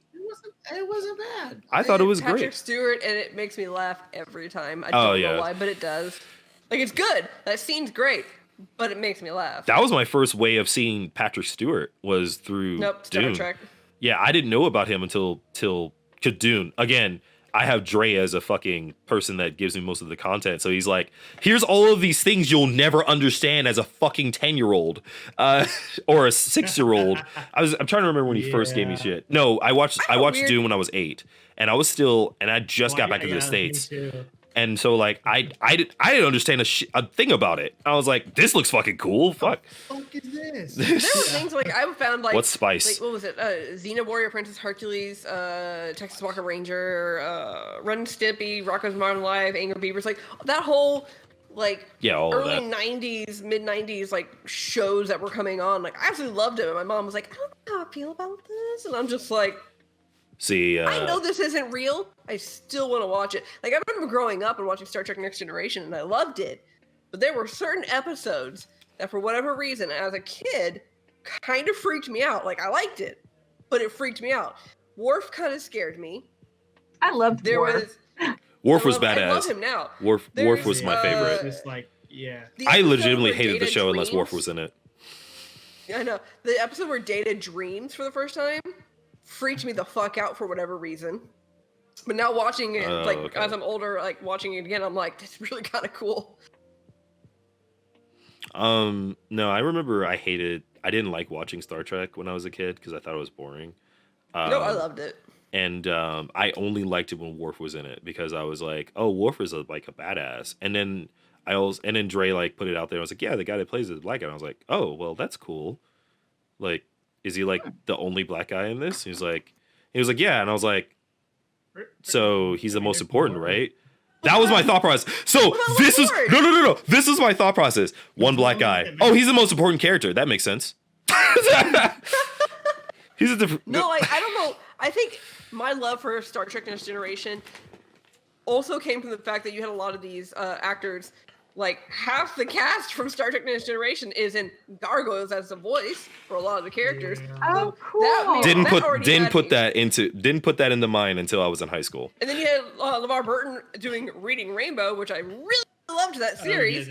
And absolutely loved watching Okay. it. And then you also had then you also had the guy who did Will Riker, John Franks, like he did the Fact or Fiction thing on Sci-Fi at the time. I will Is tell that what that is? Is that what everybody's like posting all those memes from where he's like Most on a likely, yes. bicycle? Yeah. Yeah. Yeah. No, yeah. Oh my god, the introductions, like the way that some of the things that they had him do for the introduction was absolutely hilarious. Mhm. And I was like, why is he riding a bike? Yet again, Fact or everything Fiction was like the Are You Scared of the Dark but older. was it's sad Okay, because okay. everything that everybody did outside of Star Trek when I was a kid, I liked better than Star Trek. Like except for liked it all. Worf and LaForge. Because there were two black guys and like for LeVar Burton, I hated reading Mayberry when I was a kid because I hated reading as a kid. I hated reading with a passion. So like anything that had to do with that, I didn't know. I didn't know they were like the same person. I was like, oh, that's a completely different person. That's a person that just My favorite episode of hates Reading me Rainbow and personally. ever. My favorite episode of Reading Rainbow ever. Actually, there's a few of them, but my favorite one was when he went on, and I absolutely loved the way that the way he presented it, and as the way the producers and everything of Reading Rainbow presented it was I think they started realizing that a lot of kids were noticing that you look like this character over here. And he goes on and goes, I am what's called an actor. I play this character on the show that you may have watched called Geordi LaForge. This is my character. These are my friends. They also play on the here as well. And like the best scene comes out of that is when he's talking about how the process of Michael Dorn gets into Worf's makeup and everything. And obviously they don't show the entire process, but they kind of give you like clips of You know, where because got it takes the like 9 headpiece going on hours. the wig. Yeah, but then like the camera pans out to the outside of the makeup trailer, and like the door just opens up, and there's Michael Dorn in a full Worf costume, and he goes, "Make way, I make wide steps," and he like just steps down. I'm just like, So I never watched that episode in my entire life because I refused to watch the show. It was It's great. literally I really never watched cool. it. I do remember that. I never watched it because I never liked the show. That took It was me just a back. great explanation because I felt like maybe some kids had mailed in fan letters or something and was like, hey, you look familiar. And he was like, oh, let's address this on here. And I think it tied into a book that he ended up talking about. It was like about space or stars or something like that. Yeah, it was. Or was it? So it was something that it tied into a book about like outer space. I remember. I just that. remember I was that asshole that basically said if it didn't have pictures in it, I didn't care. That was half the books that he was like showing up on there. I know. Dick. You would have hated. I told you. I bet you didn't like hated Wishbone, reading. did you? Huh? Wishbone. I didn't know about. I didn't Wishbone. know what Freaking Wishbone. love that show. Didn't know what Wishbone was until high school. Oh my Never God, heard of Wishbone it. Was freaking. Never heard of it in Wishbone my entire episode was life. The Treasure Island episodes. Yeah. Didn't hear about it until high school, and I had to read about it before I knew it was existent. Oh my Candles. God! I Never remember knew when what it was. The Wishbone Scholastic books came out, and I bought those at the book fair. No, I didn't know until high school when someone had the entire collection in the library, and I was like, oh, this looks cool, and I'll read it. That was it. That was the last time I watched it because they had an omnibus of the complete collection at the time. They were short. They were short. They were super short, and then by the time that came out, they came out with the omnibus, and so like they had the entire like collection, and I read the whole thing, and I loved it. And I remember that The series was absolutely adorable. I just remember that I never cared about. I never liked reading Rainbow, so I didn't know most books until middle school, high school. I didn't really like reading honestly until I started reading manga and graphic novels. I didn't. Oh God, when did I start reading? I ended up. I liked reading early on in elementary, and then at some point something happened, and I just stopped reading because I don't know what happened. Something happened. I stopped reading by middle school. I think it was like 5th or 6th grade. We got in there, and our teacher was like, we're going to do something for a reading. Here's this puzzle project about a book called Harry Potter. And I was sitting there, and everyone's talking about like, oh, Harry Potter, ooh, Harry Potter, ooh, Harry Potter. And I'm like, what the crap is Harry Potter?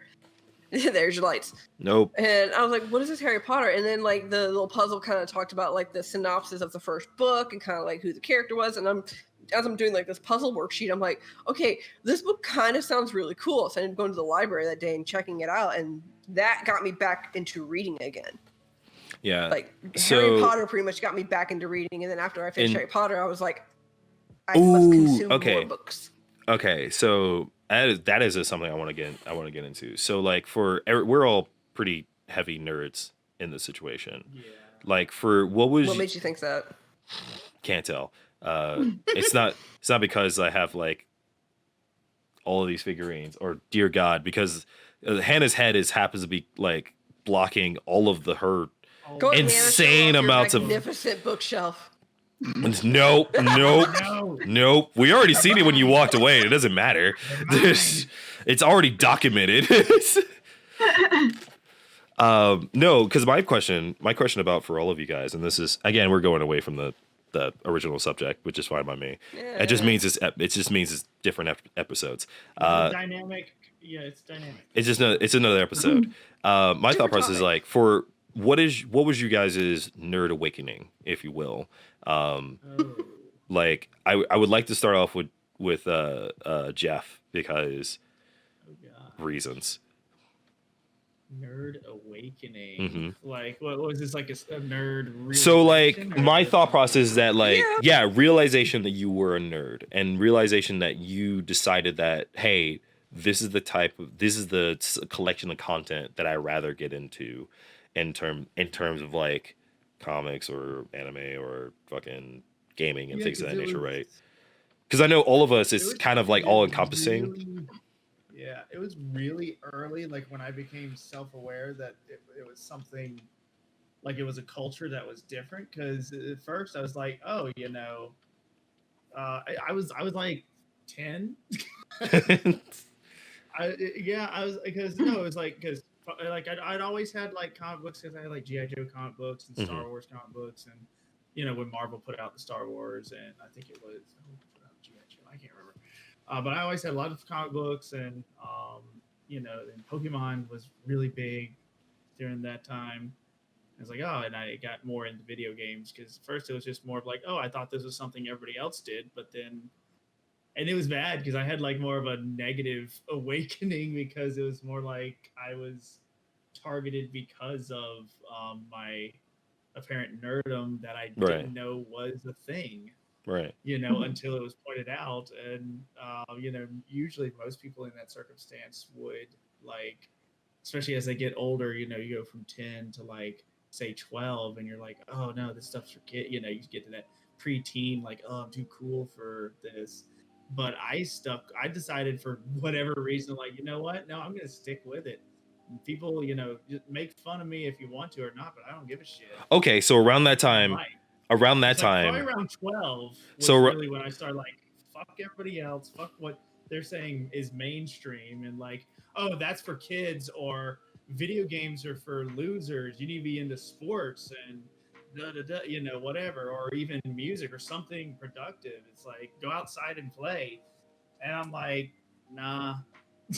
so what was that one thing that you were enjoying during that time where you just stopped caring, and this is the type of content I'm going to get to, and this is for me forever, that kind of like push you to that situation, whether it was a game like or I don't comic even or know if it anything. was one thing. It could be a collection of things. Yeah, it was.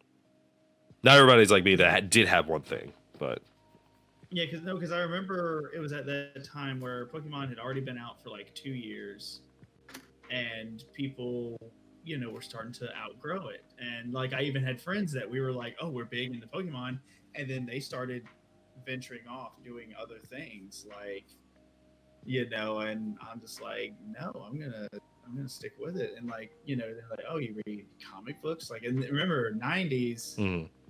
This was late 90s, early 2000s. Comic book industry was like no one. Experimentation. We're desperate.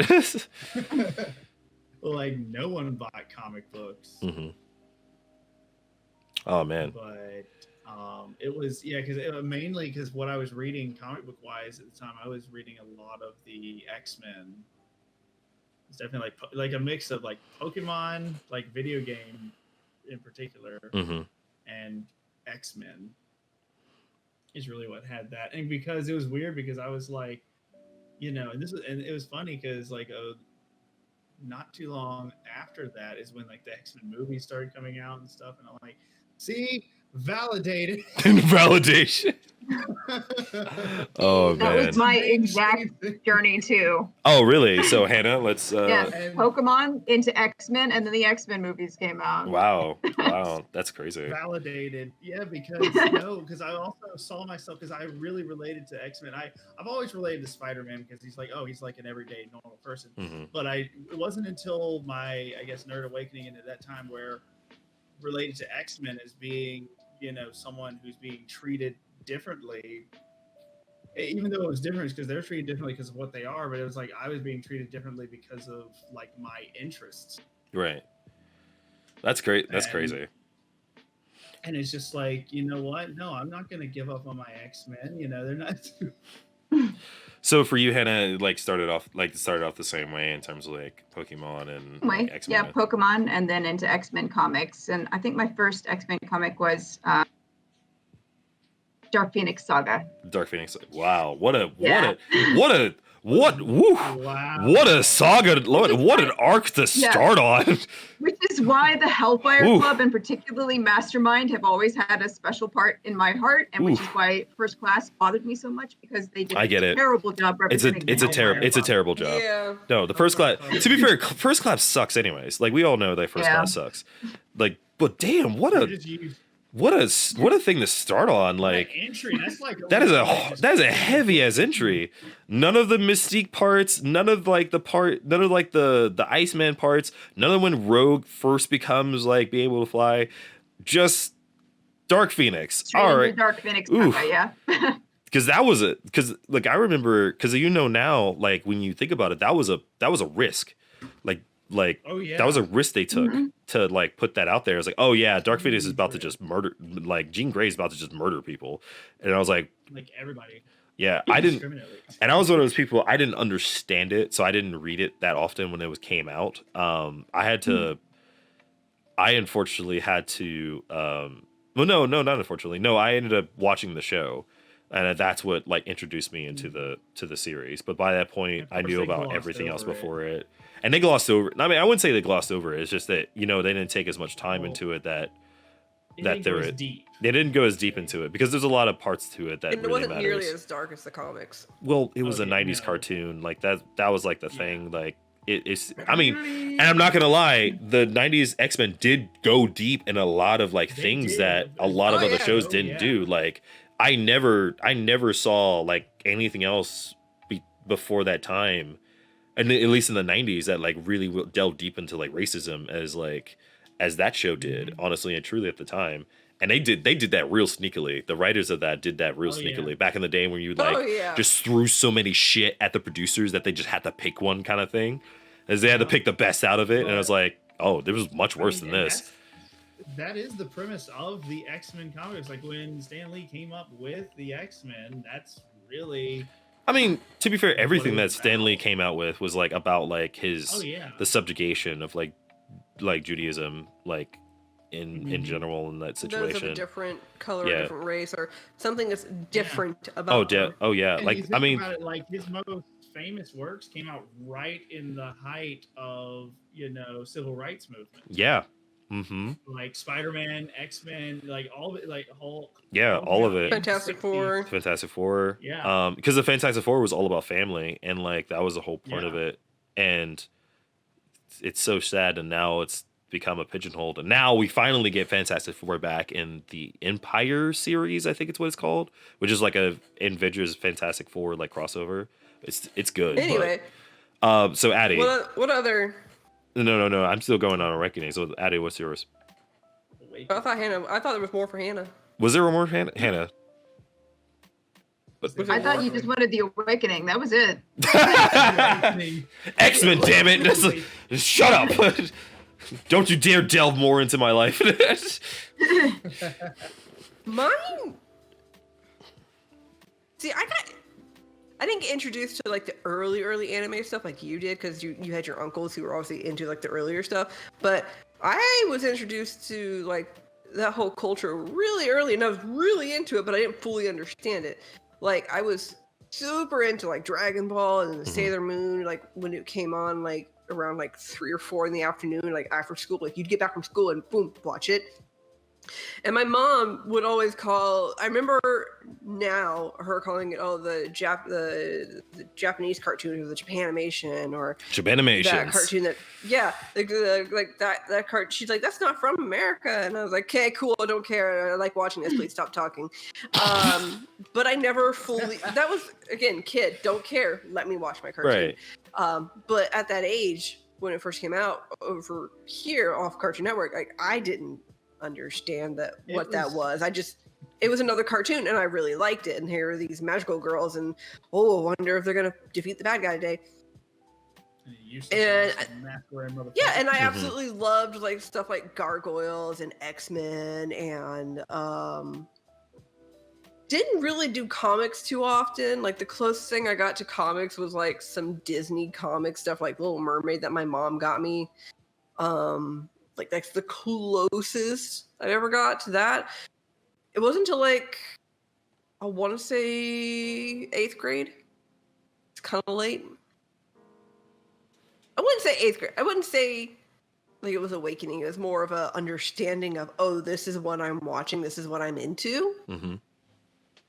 I had my best friend. She's like, oh, do you like anime? I was like,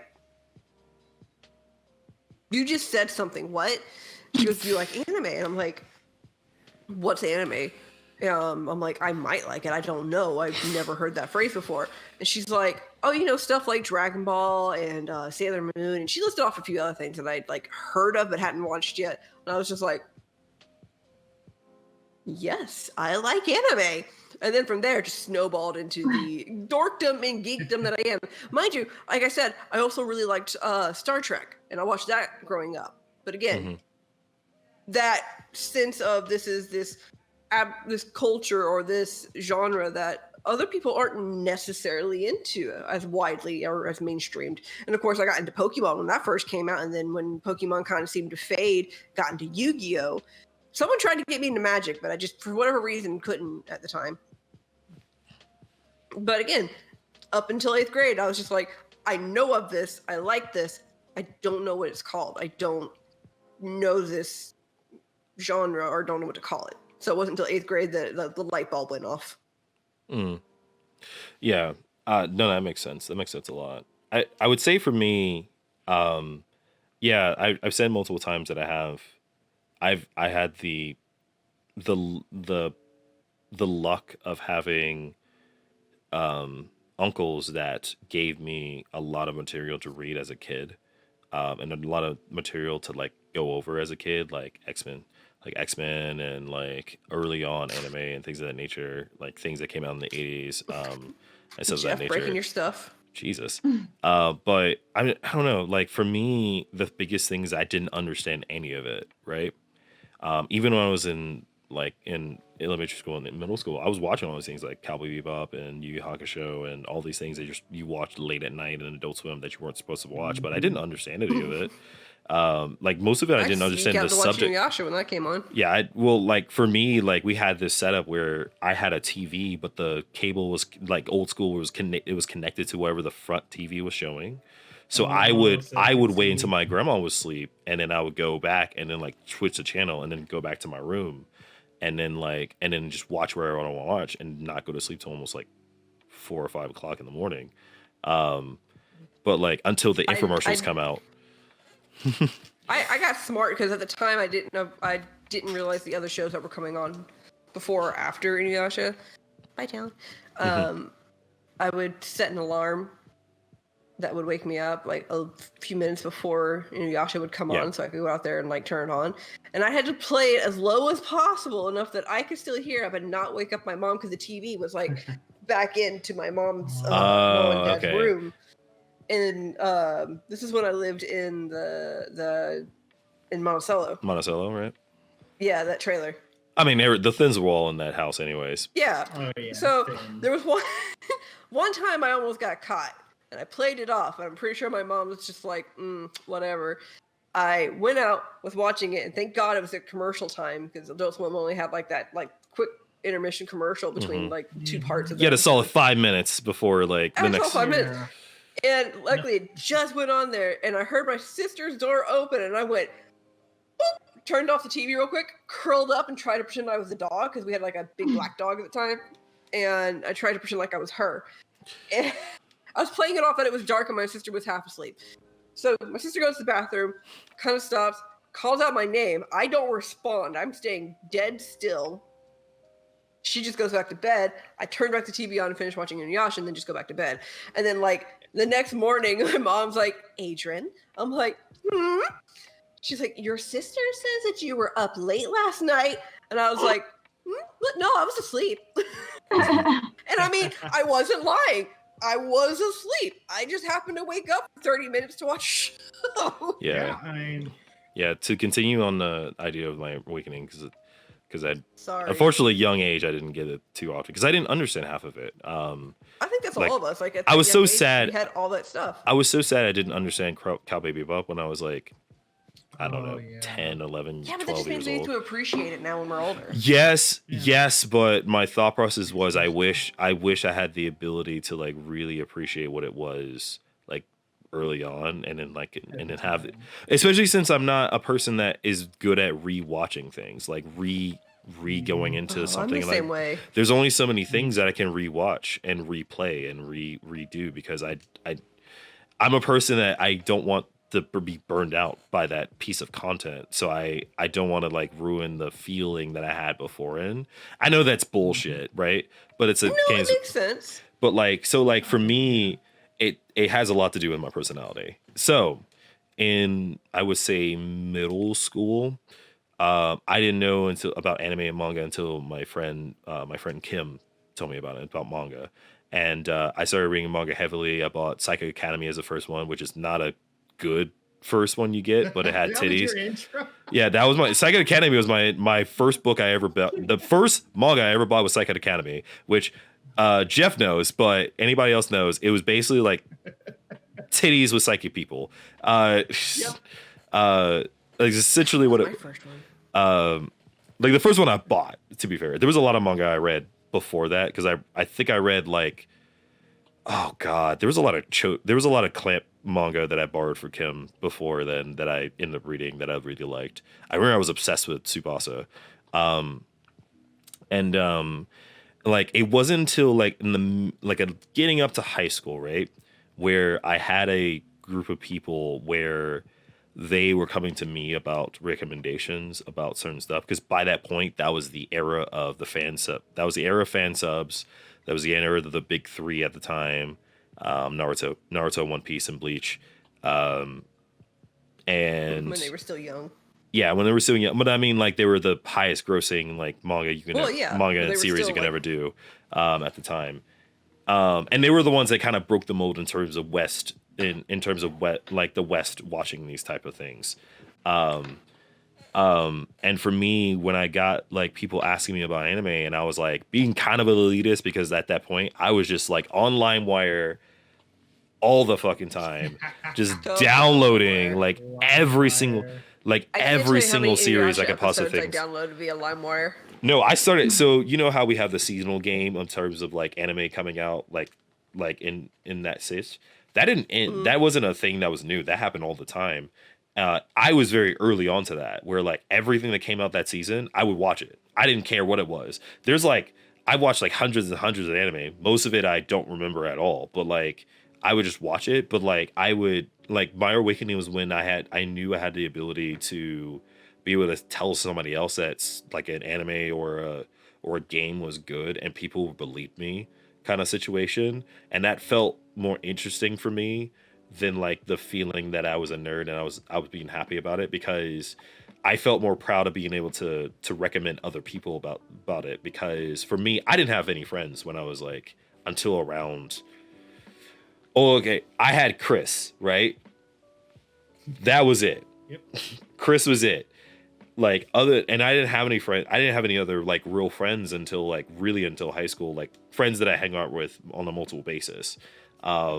And so because of that, I didn't have anybody to really talk to about like certain things like anime or gaming or things of that nature, because the only people wanted to talk about when I was younger was either like the Spider-Man series or the movies or like something that like was super like hot take kind of situations where I was like, yeah, but what about Chobits and like what about Girls Bravo? Like, you ever heard of Girls Bravo? It's like, what's Girls Bravo? Well, you gotta. I mean, there's a lot of tits, but bear with me, okay? Like, there's culture in that. So like for me, it was a matter of my awakening was the idea of being able to recommend stuff because that allowed me to be more myself and allowed me to say like, oh, well, I don't have to give a shit like what other people See, think because I know more than that person, which kind of turned me to elitist for a little bit. the only reason I ended up being able to like fully understand is because Elise she had like 2 or 3 older brothers who got her into it, Hmm. and thus she got me into it. It's snowball effect there. Yeah. Another tandem for me is that like I didn't like have that feeling until like I started reading actual novels. Like I was like, oh well, this story makes sense now that I'm reading all these things, and it like I started having more of a like critical thought process of these stories, and then I was Yeah. like, oh, there's more to this animation that's from Japan than I thought, and or like there's more to this. There's like little bits in this like comic that someone puts into, or like things of that nature. That's why Um, when I found when they came out with the Fullmetal Alchemist light novels, and they actually released mm, them in English because it was during like the big hype of that series, I bought them, and they're actually really good. Because what I enjoyed about them was like it was a different perspective, and like they're little standoff stories as like Ed and Al are traveling through their region in their search, and they're just side little stories, but they're really good. true I that. don't know. I like that stuff. And like to kind of go back on like the whole like you don't like to rewatch a series too often.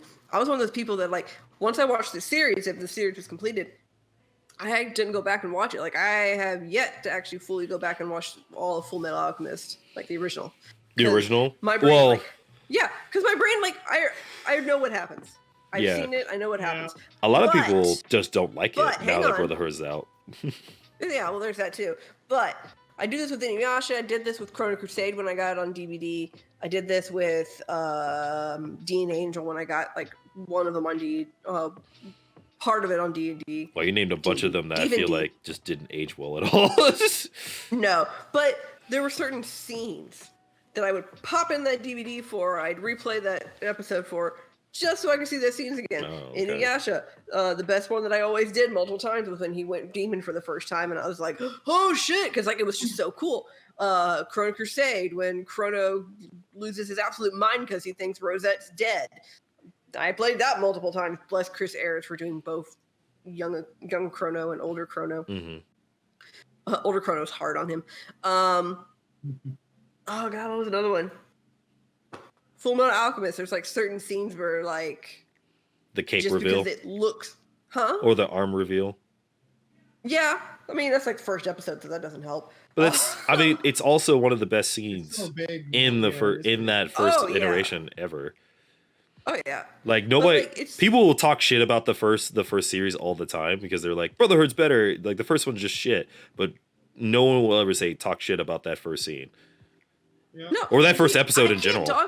I can't dog on the first series. Like, sure, the ending kind of went, "Eh," but I liked how they kind of played it off. It was one of the better, like, not official endings, if you will. Because the following movie they did for it was absolutely beautiful. The Mhm. Conqueror of Shambhala. Hmm. That was a great movie. Like I traveled. Me and Lydia took our butts into a minivan and traveled all the way up to Columbus, Georgia, just to go see it because it wasn't playing in any other theater near us. I thought Tucker was handled better in the first one than the second one.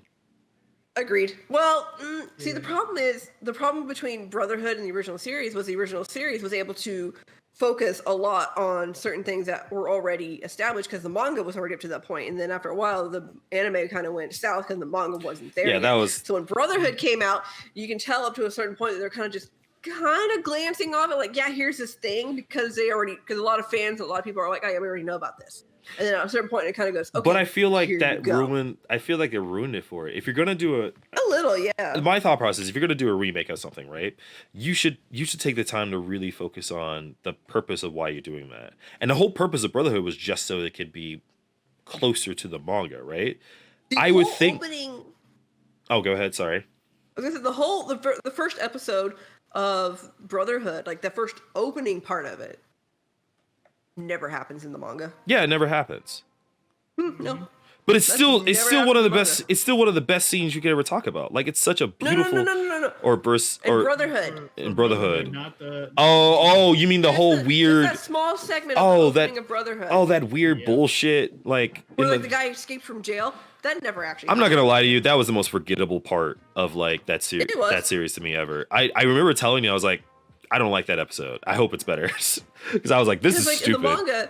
the manga and the original Fullmetal Alchemist starts off where they're already in wherever that town is. Yeah, aren't they already in the town that like they're supposed to Yeah. go to, and then they just kind of Yeah. like go back and forth with what is happening with them, like what Yeah. their backstory with that. So Sort of. It goes off to where like they're in the town and they meet the fake priest and all this stuff ensues from the thing with Rosa and all that shit. Rose, excuse me. Though Rosa is not an important character. No, he in isn't. Brotherhood Isn't she or like the just a manga. throwaway character in the manga? She's just there. She's just a character that helps explain a little bit that here's my metal arm. I'm Full Metal Alchemist, even though I'm this. But 13-year-old that's kid. why I say that the first episode of the first series is so important to me because like that made a better explanation, a better like full frontal of the characters. Of the at least yeah. the two characters than anything else did because I don't care who you are. I don't think Brotherhood did it. I don't think the books did it better. I feel like the first one introduced Ed and Ulrich way better. Elric, it is Elric, right? Elric, Okay, yep. yeah. No, But Al, yeah, no, Al, no, it did a Alphonse. great job. Sorry, It had- no, I meant to say Alphonse. That's what I meant to say. Oh, Alphonse. Uh, No, okay, no. The original series had me hooked. Like, I never. How did I get into it? Oh, I was watching Inuyasha. I was just watching Inuyasha, and they're like, what was it? Up next, new Full Metal Alchemist. Yeah, I'm like, same here. I'll try it. Same here. I'm I was like- like Inuyasha, and then someone said Full Metal Alchemist. I thought it was badass because they kept showing the arm reveal, and I was like, "Fuck what?" Well, no, like I was watching Inuyasha, and then like Full Metal Alchemist came out. And I remember Elise going, "Hey, there's this new anime coming up after this. I think you might like it. Are you gonna stay up and watch it?" And I was like, "Yeah, I'll try." Stayed up and watch it. Hooked. Yeah. Same thing happened with Trinity Blood, even though Trinity Blood wasn't that popular. I still don't I think liked that it show's for good. different reasons. Like I still don't think that show's good. No, the anime is absolutely terrible. The book series and the manga were really good and Yeah. beautiful, but Yeah. the anime is like, Well, it's funny. 50-50. So like the other thing about it in terms of awakening, so like the biggest thing that we're talking about is like it has a lot to do with like our personalities in general and how we take in our ways of consuming and creating content today kind of situation where I know for the two artists here Casual. yeah, you're still an artist. Just someone makes money off of it, the other does it. 'Cause I Cool. can. Just there's plenty of people that's super Because famous. you haven't focused on it, that's all. Not Yeah. that you can't. Yeah, I believe you are capable. I think See? I think you are too, but you know, I'm sure I am, but my problem is I know how my mentality goes, and like I could be all like, I'm gonna draw, and then like for 3 months plus, I could just be like, I'm not gonna draw.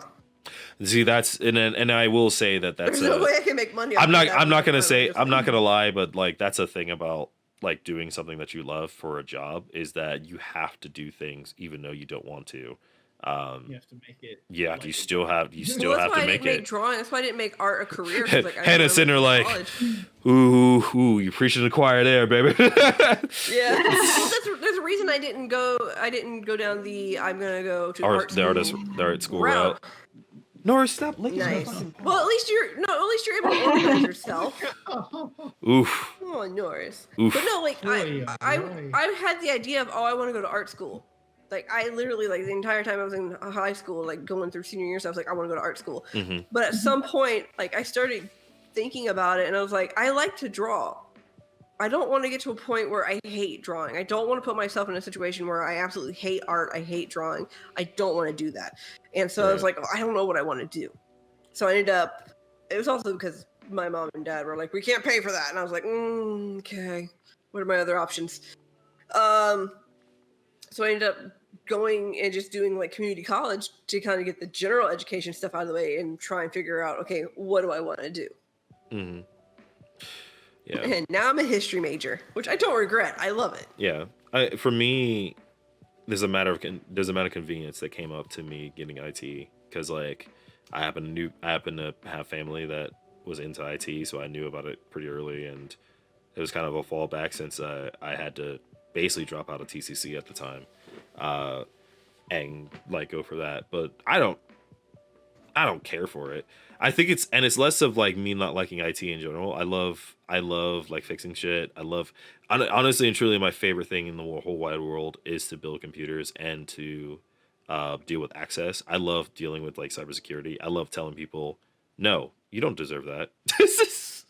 Or like I love it. It goes along with my personality of like I'm a bit of a control freak, and You like to build. yeah, I like to build, but I also like to control things, because like the biggest thing that my favorite part of my job right now is asset management, because I love the ability of being like, okay, well, I have the power to like tell you, you need to do this now, or you're doing stuff. I like being like, needed upon. It naturally went into the fact that I realized I just like entertaining people in general. Like I like just making people laugh, or like talk about things that they don't talk about in general, or just talk about me for a minute, just cause. The problem is I have too many of you people that is like fucking like, yeah, sure, keep talking about yourself, it's fine. Like, no. Like, it's okay. Well, it doesn't help that like I grew up, and I'm not blaming my family at all for this. Like, I grew up around my family, and they didn't have like you're a child, you need to not talk thing. It was more along the lines of self-confidence, and also what you're saying is far more interesting than the stupid thing that I just wanted to say. So that was my mentality around my family, because they would be talking about stuff, and they'd be talking about things that I'm like, that can't be real. Like, what you're talking about can't be real. There's no way that happened. Mm-hmm. So I was more intent on listening. So when I come across other people who have that same, like, here's this wild story, I'm more like, I'm more, yeah, well, no, not like a, it's more like, I want to listen to this because it seems so far-fetched and I'm fascinated. So I'm more intent on listening.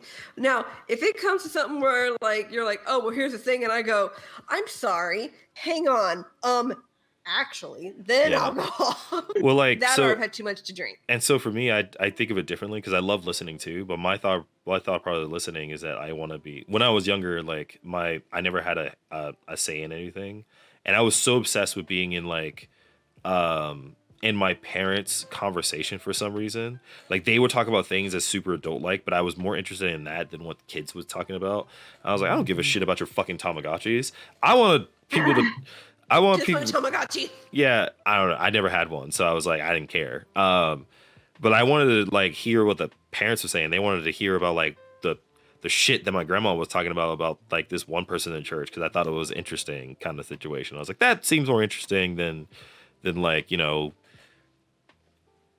My Little Pony. I don't know, fucking like Pocket. So like for me, it was a matter of listening because I want to be a part of the conversation. I want to be noticed in terms of the conversation. And now that's turned into like, I just want to say as much as I possibly can and then see what people react in that situation. Because I'm more reactive than I am like upfronting you about are. things anyways. Like I don't really start off questionnaires that often. That's why I also need people all the time to get conversations like this, because I don't get like questions like that unless someone's around me to make me think about that question. Because the first thing I'm thinking is about, okay, well, what does this person think about this particular situation, kind of thing. I mean, Okay, but you can't tell me you don't have moments where you're by yourself and you're not necessarily doing anything, because I had this happen today. You're not necessarily doing anything, and you're watching random stuff or you're looking at random stuff, and then like bing, random thought comes in. No, you have to. Okay. Yes and no. So I say yes, I do come up with that. However, I always say in my head, what does this person think about this situation. I never think about me because my thought process is always like either I like it or not, and I don't think about like whether on a critical think set level unless I'm watching it with someone else. Well, I mean, like my thought process that I had today was more along the lines of how do they do this rather than what does somebody think about this? Because I ended up randomly watching certain military things just because that's just what came up, and I went down the YouTube rabbit hole of ooh, what's this? Ooh, what's that? And it was a video of the sentinel at the Tomb of the Unknown Soldier doing his rounds, and then just telling off the crowd for being either too loud or telling somebody they need to get the crap back behind the barrier, which I sympathized so much with. And like my brain went, what happens if a child, like toddler, just blows past the barriers and like gets out of the reach of their parents? Like, how does that soldier or how does that sentinel deal with the situation? So it used to be like that for anime in terms of like having a specific thought process, like on my own kind of situation. But I learned that any content that I put in or take in or anything of nature, the first thing I'm thinking is what someone I know is going to react to that. Like I'm all about sharing in terms of things I want to put out there because that's just how I am. I like other people's reaction more than my own, like honestly and truly. Because I like to hearing other people's perspective. I care more and more about other people's perspective because I know my own perspective, and I'd like to see what other people have so I can have a conversation with that. Because I care more about having an engagement of the conversation. I can't have an engagement of something personally unless I know if somebody else is engaged with that. Now I'm picky about hesitant. It. You're hesitant to share, I'm or hesitant to share because like it's part of it is self-confidence, and another part of it is I end up kind of just forgetting after a while. But I am hesitant to show or ask somebody, well, what do you think about this? Because I'm afraid, because I've had it happen to me before, I'm afraid that I'm going to say, ooh, what about this? I like this, or I enjoy this, or what do you think about this? And they're going to go, that's stupid. You need to shut up and go away. Right. Okay. Like, so I've had that happen to me. So I see Hannah is constantly nodding at everything you're saying, which makes sense. And good old Obadiah over here hasn't said shit. So I end up like keeping it to myself. So yeah, like with you, it's easier because I know you're not gonna criticize me. Like with my fan fiction that I'm writing, like there's still a part of me that's like hesitant to talk to you about it because I feel like it's ridiculous. You don't really care about it. You're not interested. So I don't want to talk to you about it. But I do it anyway because I'm sitting there like, no, he's not going to be mean about it, and he has a different perspective. Yeah, because I care about other people's perspective. I want people to like fucking tell me shit. Like that's what gets me going. I'm like, tell me. I need to know so I know how to be better about it. How do I take things differently in a perspective that makes me think, oh, well, this is why this is person thinking that way. Okay, well, what? Not necessarily how to fix it, but like, okay, well, now that I know, this might help me in different situations of how I'm going to do things and put some content. That's why I get so annoyed when like I see. Like in streamers, and all I see is like a bunch of streamers that like just say the same shit, like, "Oh, it's going great," like this and that, and things of that nature. It's like, no, tell them they're doing something wrong. Shit, like a lie. No, I don't like it that way because I feel like people need to know that like you're doing something wrong. Because I didn't like that was like with Mel and like the last stream that she had, and I was like, it's not that big of a deal, but yeah, you might want to look into like why that's the case, like kind of situation, because like simple shit like that, and or like anything when you're like given something in terms of a different perspective, a lot of people, and this is coming full circle about the audience engagement kind of situation. We get there eventually. But my thing about it is a lot of people in the audience do not like the idea of criticism in general. And I think that's a big thing because I think people have this thought process that when someone criticizes their content or something that they put out there, right? And I'm not talking about like people that's been making it big or been doing it for like 10 plus years or anything because they learned, right? I'm talking about these people that like say all these things on Twitter and put all this shit out into the void, and then don't think about like what that person feels or what other people like might think of that in that kind of situation, because they're not understanding what the other perspective is and things of that nature. And that's why you see all these things where people say all these. I mean, I think like when people just say nice things about a person's content, I think that has a lot of issues with it too. And it's like, cool, it's great when you're like giving like this full circles, like everything's great, blah blah blah, this and that. And I was like, yeah, but I mean, is there anything you didn't like about it? I was like, no, I didn't like any. There was nothing I did dislike about it. I was like, really? Like, there's nothing Well, that that you. comes with anonymity that the internet provides. Like, you can have the 12-year-old asswipe that is being a troll because Right. he's not going to face any type of consequences Right. because he's online. He's anonymous. You don't know this kid unless you're going to be a dick and dox him. But it's that anonymity and that shield, that barrier of your keyboard versus the person on the other end. I don't know. Maybe that's why I'm so adamant about like making sure everyone knows who the fuck I am when I say something. Because I don't. Well, you also grew up in a family that's your family and you are also very much like, I'm going to tell you how it is. I'm Yeah. straightforward, which is what I love about them. Yeah. I don't know. Like, I guess for me, it's one of those things I don't understand why people feel that way. And mind you, and I'm saying this in between like all you people that are like straight up introverts and like do not and perfectly fine like not having to like have any sort of engagement with the outside world. And just What's be wrong like, with that? I'm good with that. Whereas I have a different thought process where I have to have that engagement, or it's not worth it kind of situation. I have my moments. I have my moments where I'm like, leave me alone. I want to be over here doing what I'm doing. Let me draw. Let me read. Let me watch this show, movie, whatever. And then I have moments where like I'm sitting in a corner crying because I'm like, I don't have any friends because I don't see anybody. And I don't talk to anybody. Right. And then like everyone else is like, we're right here. Well, even then, like, you know, your sense of like wanting engagement is only between the people that you absolutely trust, right? Like, there's nobody else. Yeah. You're not looking for that like from random people. Like, think about how many times that we used to go on bars together, and I'd be like, I'm gonna randomly talk to this person because he's like, this person seems interesting, kind of situation. And the only way I got to that point was after chugging 2 Washington apples, doubles. And then slamming your head into a Like- wall. That was one night, and it was this size. Like, still it was like this still size one of my Washington favorite nights of all apples. time. It's still hilarious. You did chug like 2 Washington apples that were really strong. They were good. Brittany made them really good. Blame her. She makes good drinks. That's all I got out of that. But like Duh. you know, like that's and I guess the moral of the story is that the engagement of audience is ever changing.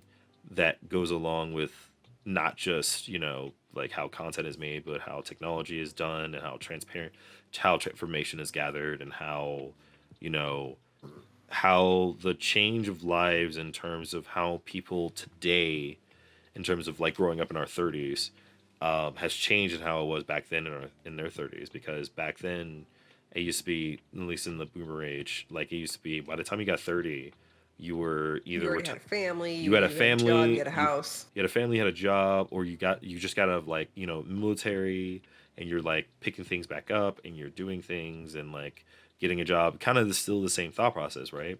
Whereas now it's much more of a gray area where we're not in that position to do that, whether it's because we don't have the opportunity for it, or because things are more expensive, or we're in a situation where that's not viable anymore, or even more so, we live a lot longer than we did before.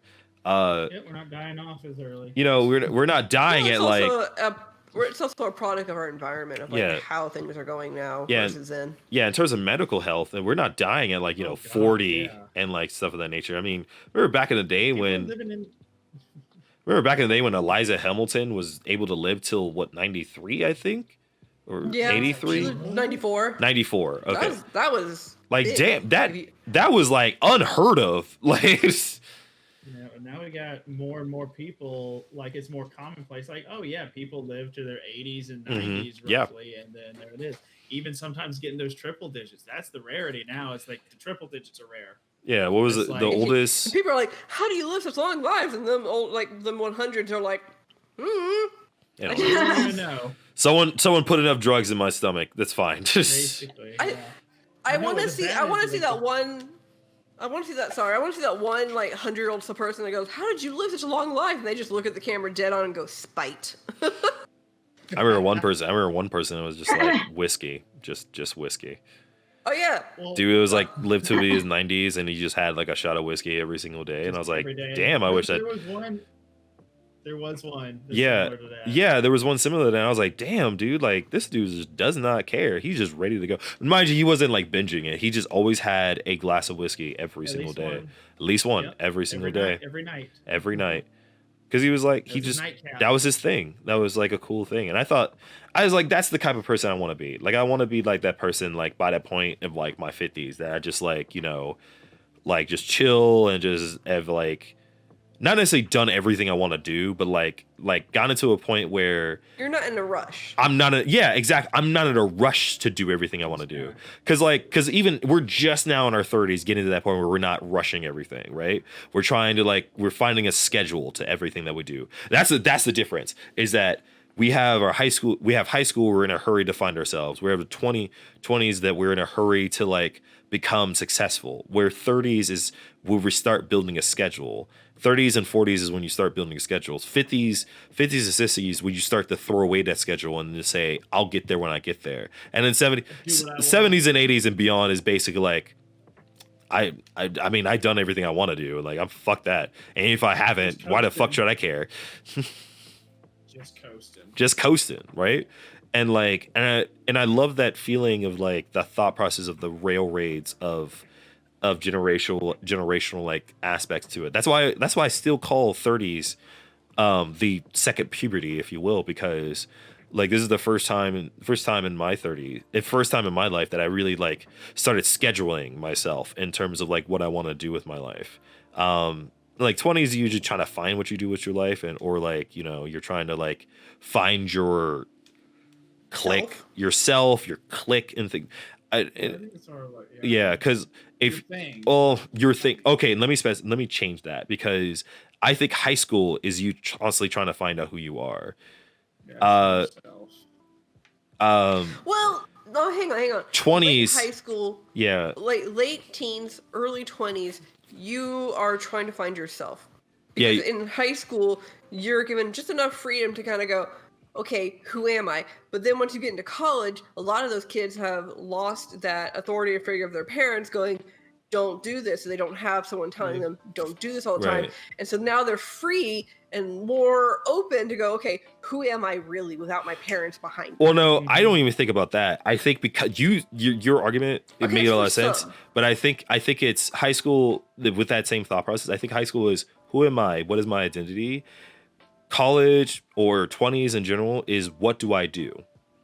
For me, that's how I think it is. What do I do Okay. now that I don't have that authority behind me? Now that I don't have that feeling of like, now I have like these beginning points of responsibilities. Like, what do I do with this responsibility? And then 30s to me is like, okay, now I know what I'm Now I know what I'm doing.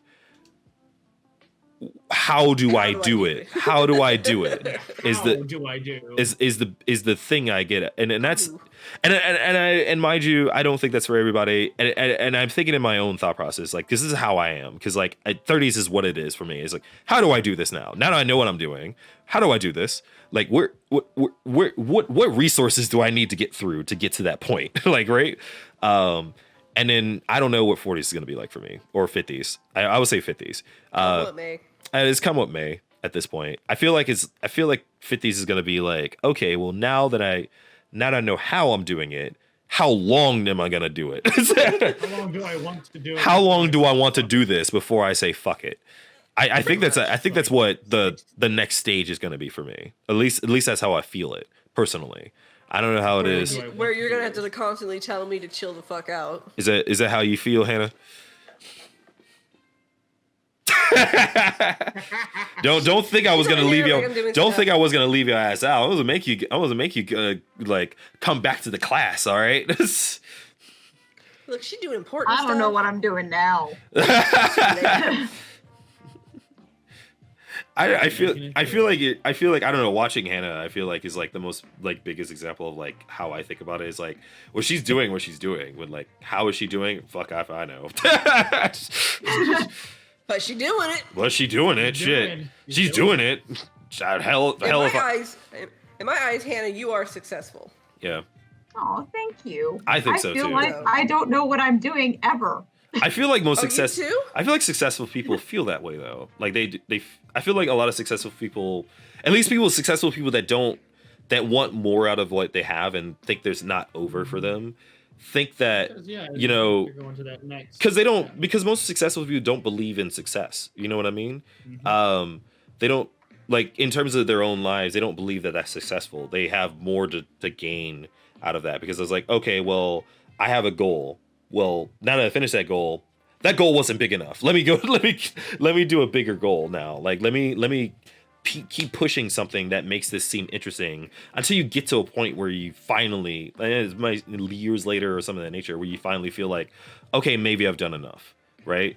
Or like in things of that nature kind of situation. Maybe I've done enough to a point where I'm okay with like ending it or like kind of pushing away from it kind of situation. Ending it, you know. Yeah. Okay. Oh, God. All right. Oh, that went dark. All right. No, Hannah, scratch your butt twice if you're still alive. I told her that earlier, and she Desire was. to end it was a long time ago. Yeah. I don't know. I guess my thought process in terms of my sense of success is that I don't feel like success is really won until you have felt like not necessarily there's no more to go with, but like there's no more to hand. You're not proving anything anymore at that point. Like even to yourself, like there's nothing that you're trying to prove at that point. Like you've proven much as you could possibly say to yourself or to anybody else in that situation where, okay, I've done so much at this point, and you start instead of like focusing on what you can do in the future, but start reflecting on how much you've done throughout the past. And I feel like that's the final stage, if you will, to me, is when you start reflecting and start understanding that you really have done so much that you feel satisfied to a point. And then you can either croak or live another 30 years and just like say Whichever I decide at that and, point, and just say fuck bitches and walk around naked and not give a shit. I don't know. And I was like, look at my wrinkly ass, like kind of situation. I don't know. I guess that's my thought process. Like that's what I want to get to, is that like I want to move so much forward to a point that there is no way I can go further into the future. I am now like reminiscing so far into the past that not necessarily like you're stuck in the past, like back in my day kind of think of wishing, but more so like you feel like the things that you bring into your life and the things that you've done in your life has brung in some sort of meaning in terms of things that you left for the rest for whoever is willing to like even if it's yourself, whoever's left in that situation to really bring upon and learn something in that situation. But again, I feel like that's just has to do with the fact that I have an obsession with leaving a legacy. So yeah, All right, Hamilton. well, And it's interesting that you think of things that way, which is your thought process. I have problems with object permanence, so my brain is like, well, tomorrow is just a longer part of today, right? So tomorrow is just everything that happened today is just gonna be the same tomorrow, and then it's like 5 years later, and you're like, oh my god, so much has changed. It's been 5 years. yeah. And my thought process is that like, okay, in like these many years, it's gonna be like this, and I'm gonna make sure it's like this, whether it's in my life or it's like somebody else doing it for me or something of that nature. I don't know, kind of thing. I mean, to be fair, Curiously. like I didn't really think about that. It's funny because, and this is why I love D&D so much, because I didn't really think about it that way until I made Johan Sova. Like I thought creating Johann Saba, like when I first created Johann Saba, the thought process was making somebody that's completely different than I am. I was like, oh yeah, I'm gonna create this asshole that just thinks that he's all about himself and like wants to build this legacy and like doesn't care about these traditions that they put into it. Then I started after like a few moments, I was like, oh shit, this person is me. Like this is a person that legitimately thinks that Yeah. that not necessarily doesn't care about the legacies or traditions or anything, which I do think those are important to respect those and things of that nature. Which I started, if you notice, Jeff, I started like changing the perspective of like, oh yeah, they're cool people, but I can do it better kind of situation instead of Yep. just saying that no, they're just shit. My thought process is that I started realizing that the things I respect I love so much, but I want to put my own twist into it. I want to be able to take those things and learn from it and bring something that like people will remember me by and people will like, whether it's just one fucking person, I want somebody to understand that this is important. Like in terms of this prospect and things that I put out there is going to live on past me kind of situation. And I want things to live on past me because I don't expect things to happen right in the now. I want things to like marinate and like send the juices for like in the smoker for years and years and years. And then when it comes out, right? When it comes out of that and you see the smoke come out and you see like the juicy things, I want all the pieces that just fall off into the world. And like that's my thought process is that I want things to come out into the world and people remember just one aspect of myself that will do something about it, even if they don't say anything about it. That's my thought process. I'm tapping out.